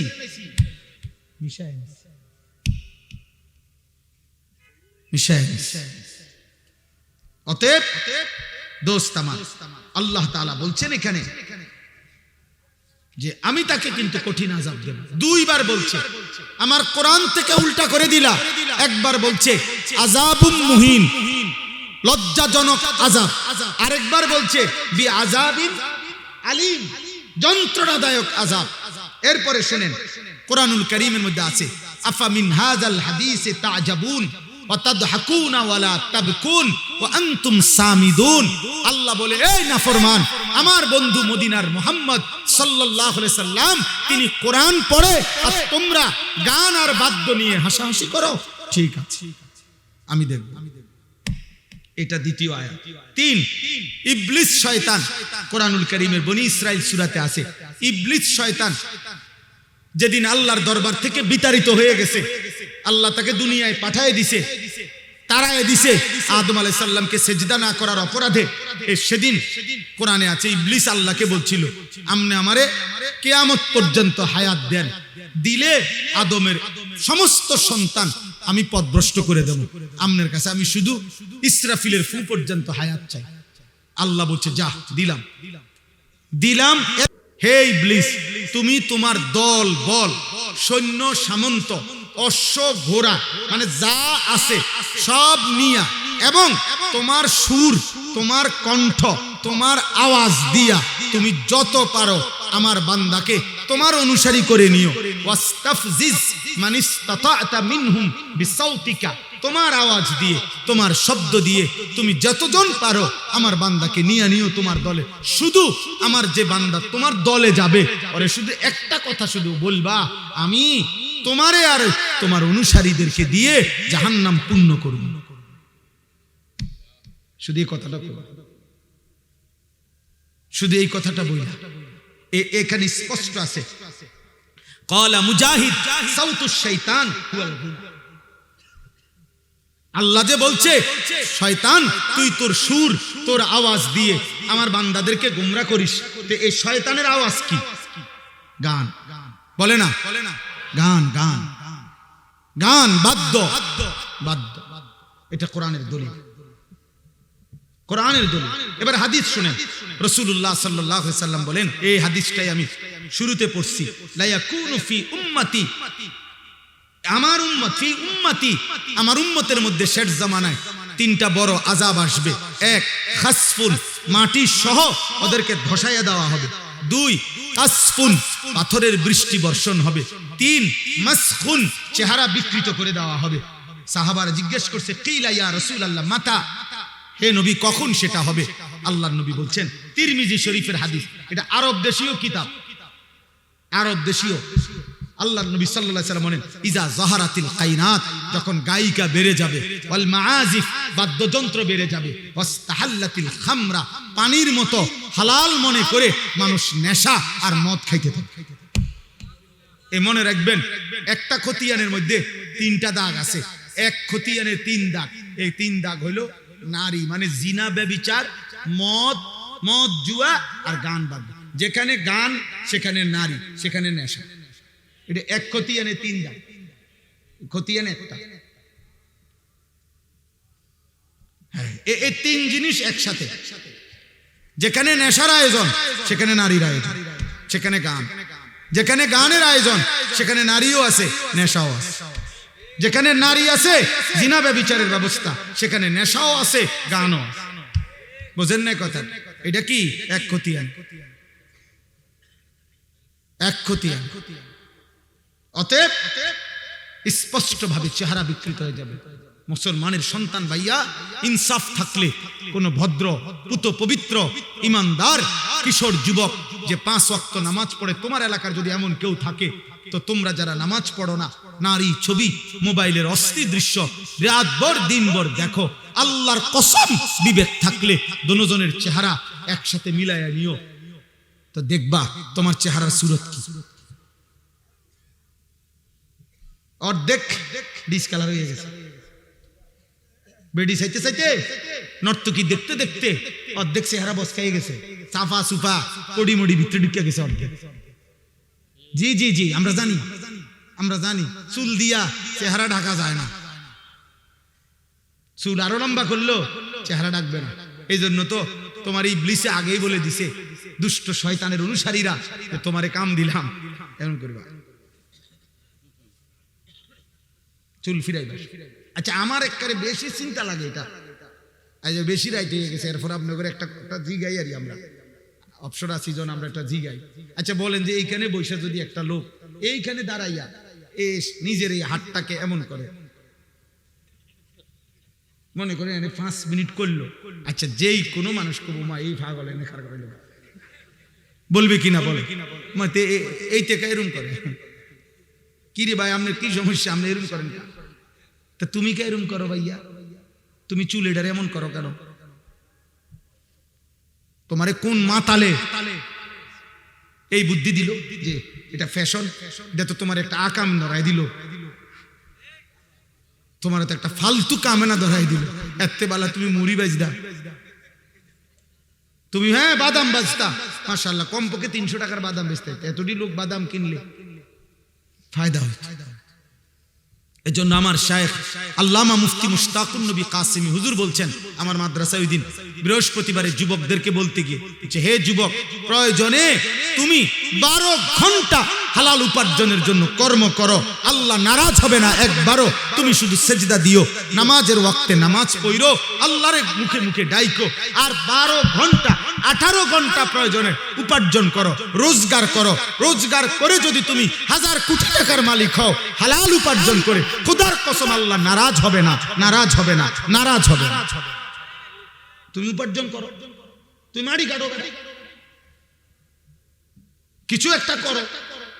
18 বছর বয়সের যুবক এত অপদার্থ হয় কেমনে যে টোটো টোটো করে ঘুরে, 8 ঘন্টা 3টা থেকে রাত 11টা, 8 ঘন্টা যে ঘুরলা, এই পৃথিবীতে কর্মের ঘন্টা 8 ঘন্টা, সারাটা দেশে অগণিত মানুষের কর্মস্থলে কর্ম ঘন্টা কত, 8 ঘন্টার ডিউটিতে 40,000 টাকা বেতন পায়, এই 8 ঘন্টার ডিউটিতে 1 লক্ষ টাকা বেতন পায়, এই 8 ঘন্টার ডিউটিতে গার্মেন্টস চলে, মেল চলে, ফ্যাক্টরি চলে, সমস্ত সরকারি প্রতিষ্ঠানগুলোতে সকাল 8টা থেকে বিকাল 4টা পর্যন্ত 8 ঘন্টার ডিউটি হয় না, তাইলে 8 ঘন্টায় তো রাষ্ট্র চলে, 8 ঘন্টায় তো পৃথিবী চলে, তুমি কেমনে 8 ঘন্টা আড্ডা দিয়ে শেষ করে দিলা,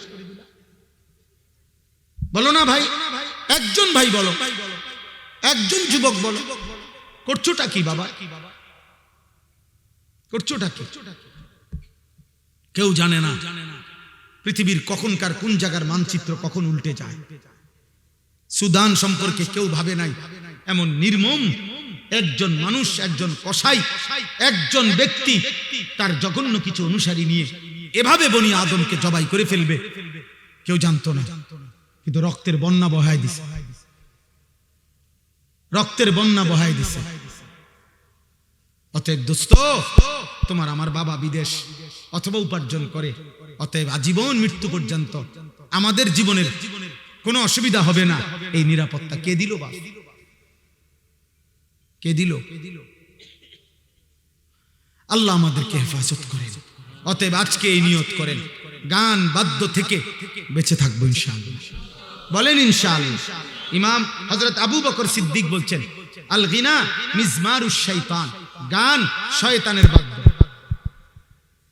এরপরে হযরত ওসমান বলছেন, লা ইয়াজতামিউ কলবুন ফীহিল কুরআন ওয়াল গিনা, এক অন্তরে কোরআন এবং গান একসাথে হতে পারে না, যেই দিলে গান আছে সেই দিলে কোরআন আসবে না, যেই দিলে কোরআন আছে ইনশাআল্লাহ সেই দিলে গান আসবে, গান আসবে।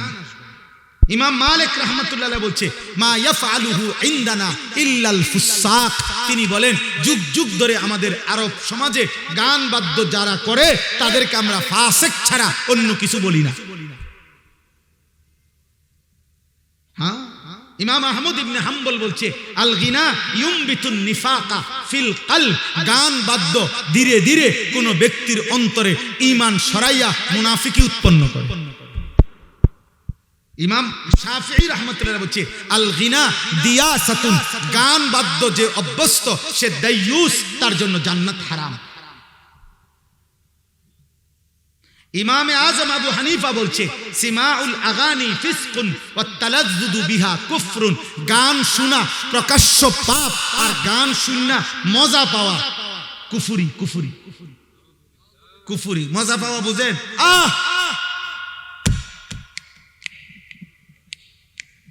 এরকম বুঝেন না? তাল মারে আপনি ডোলে, এটার বাড়ি মারে, এরপরে ঠ্যাঙ্গেরে আপনার বাড়ি মারে, লরে সরে, কি খবর শৈলরে না? মজা পাইতে আছেন দোস্ত? কি কইল রে? কি কইছে না ভাইয়া? ইমান নিছে, এই মাত্র আপনার ইমান ট্রান্সফার হইয়া চলে গেছে, চলে গেছে। আপনার অ্যাকাউন্টে আর টাকা নাই কোজেন।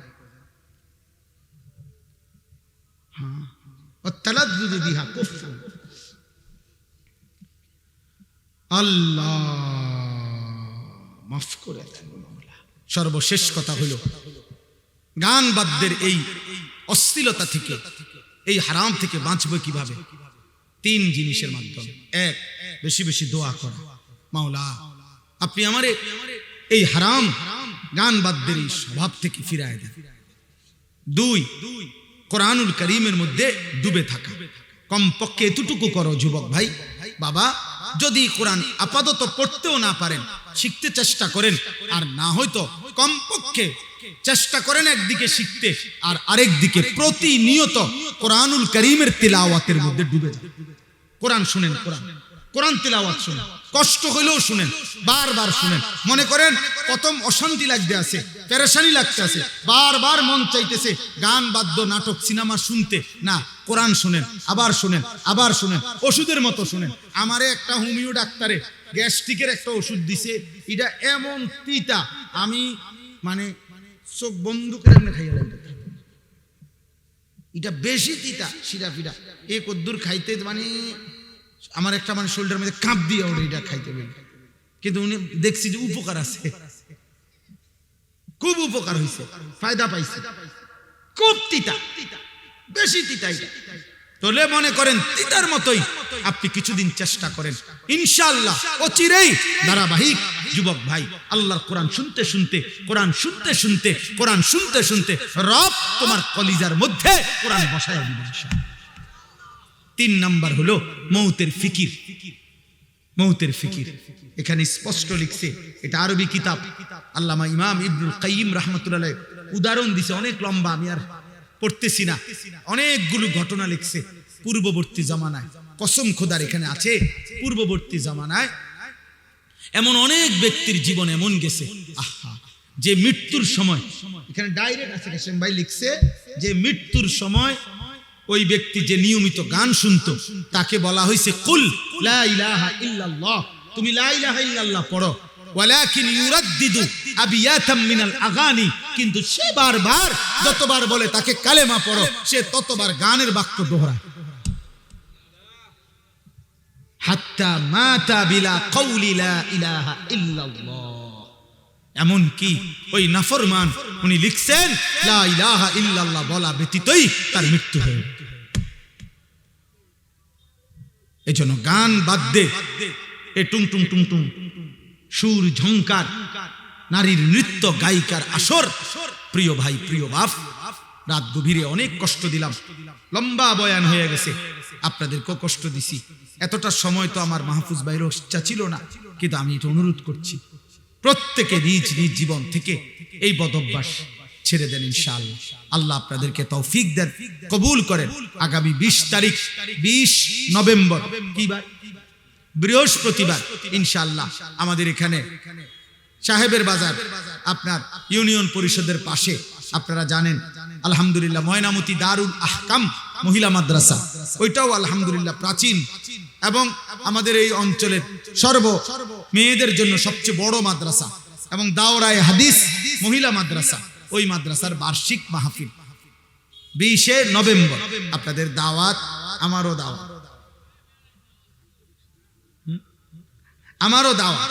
সর্বশেষ একটা মিনিট আমি এখনই দোয়া করছি, আর যাইয়েন না, 1 মিনিট আমি একটা ছোট্ট অনুরোধ করি, আলহামদুলিল্লাহ মাদ্রাসা আমাদের প্রিয় ভাই মাওলানা মাহফুজ ভাই, আমরা শুরুর থেকে এই মাদ্রাসায় আসছি, মুসলমানের ইমানদার কন্যাদেরকে দিন শিখাচ্ছে। আপনাদের প্রত্যেকের কাছে আমার শায়েখ আল্লামা মুফতি মুশতাকুন নবী সাহেব আমার একটা ওসিয়ত করছে সব সময় যে মাওলানা যখনই ভালো কাজ দেখবেন, যেখানেই নেক কাজের কোনো আয়োজন দেখবেন, কিছু না কিছু দিয়ে আপনিও শরীক থাকবেন। হুজুর এটা সব সময় বলতেন, বলে আমারে অনেক বলছে, যেখানেই ভালো কাজ দেখবেন নেক কাজ, ওখানে যদি আপনিও একটু দিয়া অংশগ্রহণ করেন, হতে পারে আর কোনোদিন আপনার নামও কেউ জানলো না, কিন্তু হাসরের ময়দানে এরকম বহু জায়গার নেকি একসাথে দেখে আপনি খুশিতে আনন্দে আত্মহারা হয়ে যান। হ্যাঁ হ্যাঁ, আত্মহারা হয়ে যান। দেখবেন চলার পথে আপনি কোথাও কোনো মসজিদের 100 টাকা দিছিলেন, তো সেই 100 টাকার নেকিও আপনার নামে অনেক জমা হয়েছে। এই জন্য এই মাদ্রাসাটা তো আলহামদুলিল্লাহ আমরা প্রত্যেকে 2টা মিনিট আপনারা যদি পকেটে হাত দেন, যার যার ভালোবাসা তৌফিক অনুপাতে মুসলমানের কন্যারা অনেক দুর্বল, অনেক অসহায় মেয়েও পড়ে, তাদের জন্য আর্থিক যেন সহযোগিতা করা যায়, সব মিলিয়ে মাদ্রাসাটা যেন তার দ্বীনি কার্যক্রম চালাইতে পারে, প্রত্যেকের ভালোবাসা নিয়ে যেটুকু হয় আপনারা একটু সহযোগিতা করেন।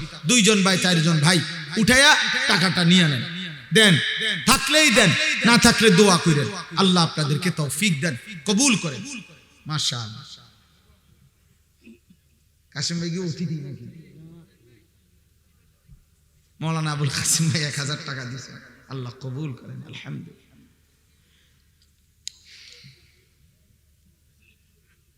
আমাদের মাদ্রাসা ওই আশরাফুল উলুম বিন্দারসন প্রত্যেক মাসের 2য় শনিবার মাসিক ইসলাহি মাহফিল হয়, আজকেও হইছে, আমি সেখান থেকে 2য় শনিবার মাসিক মা বোনদের জন্য সকাল 10টা থেকে, মাশাআল্লাহ আল্লাহ কবুল করেন, সকাল 10টা থেকে 12:30টা মহিলাদের জন্য বয়ান হয়, আসর থেকে এশা পুরুষদের জন্য বয়ান হয়।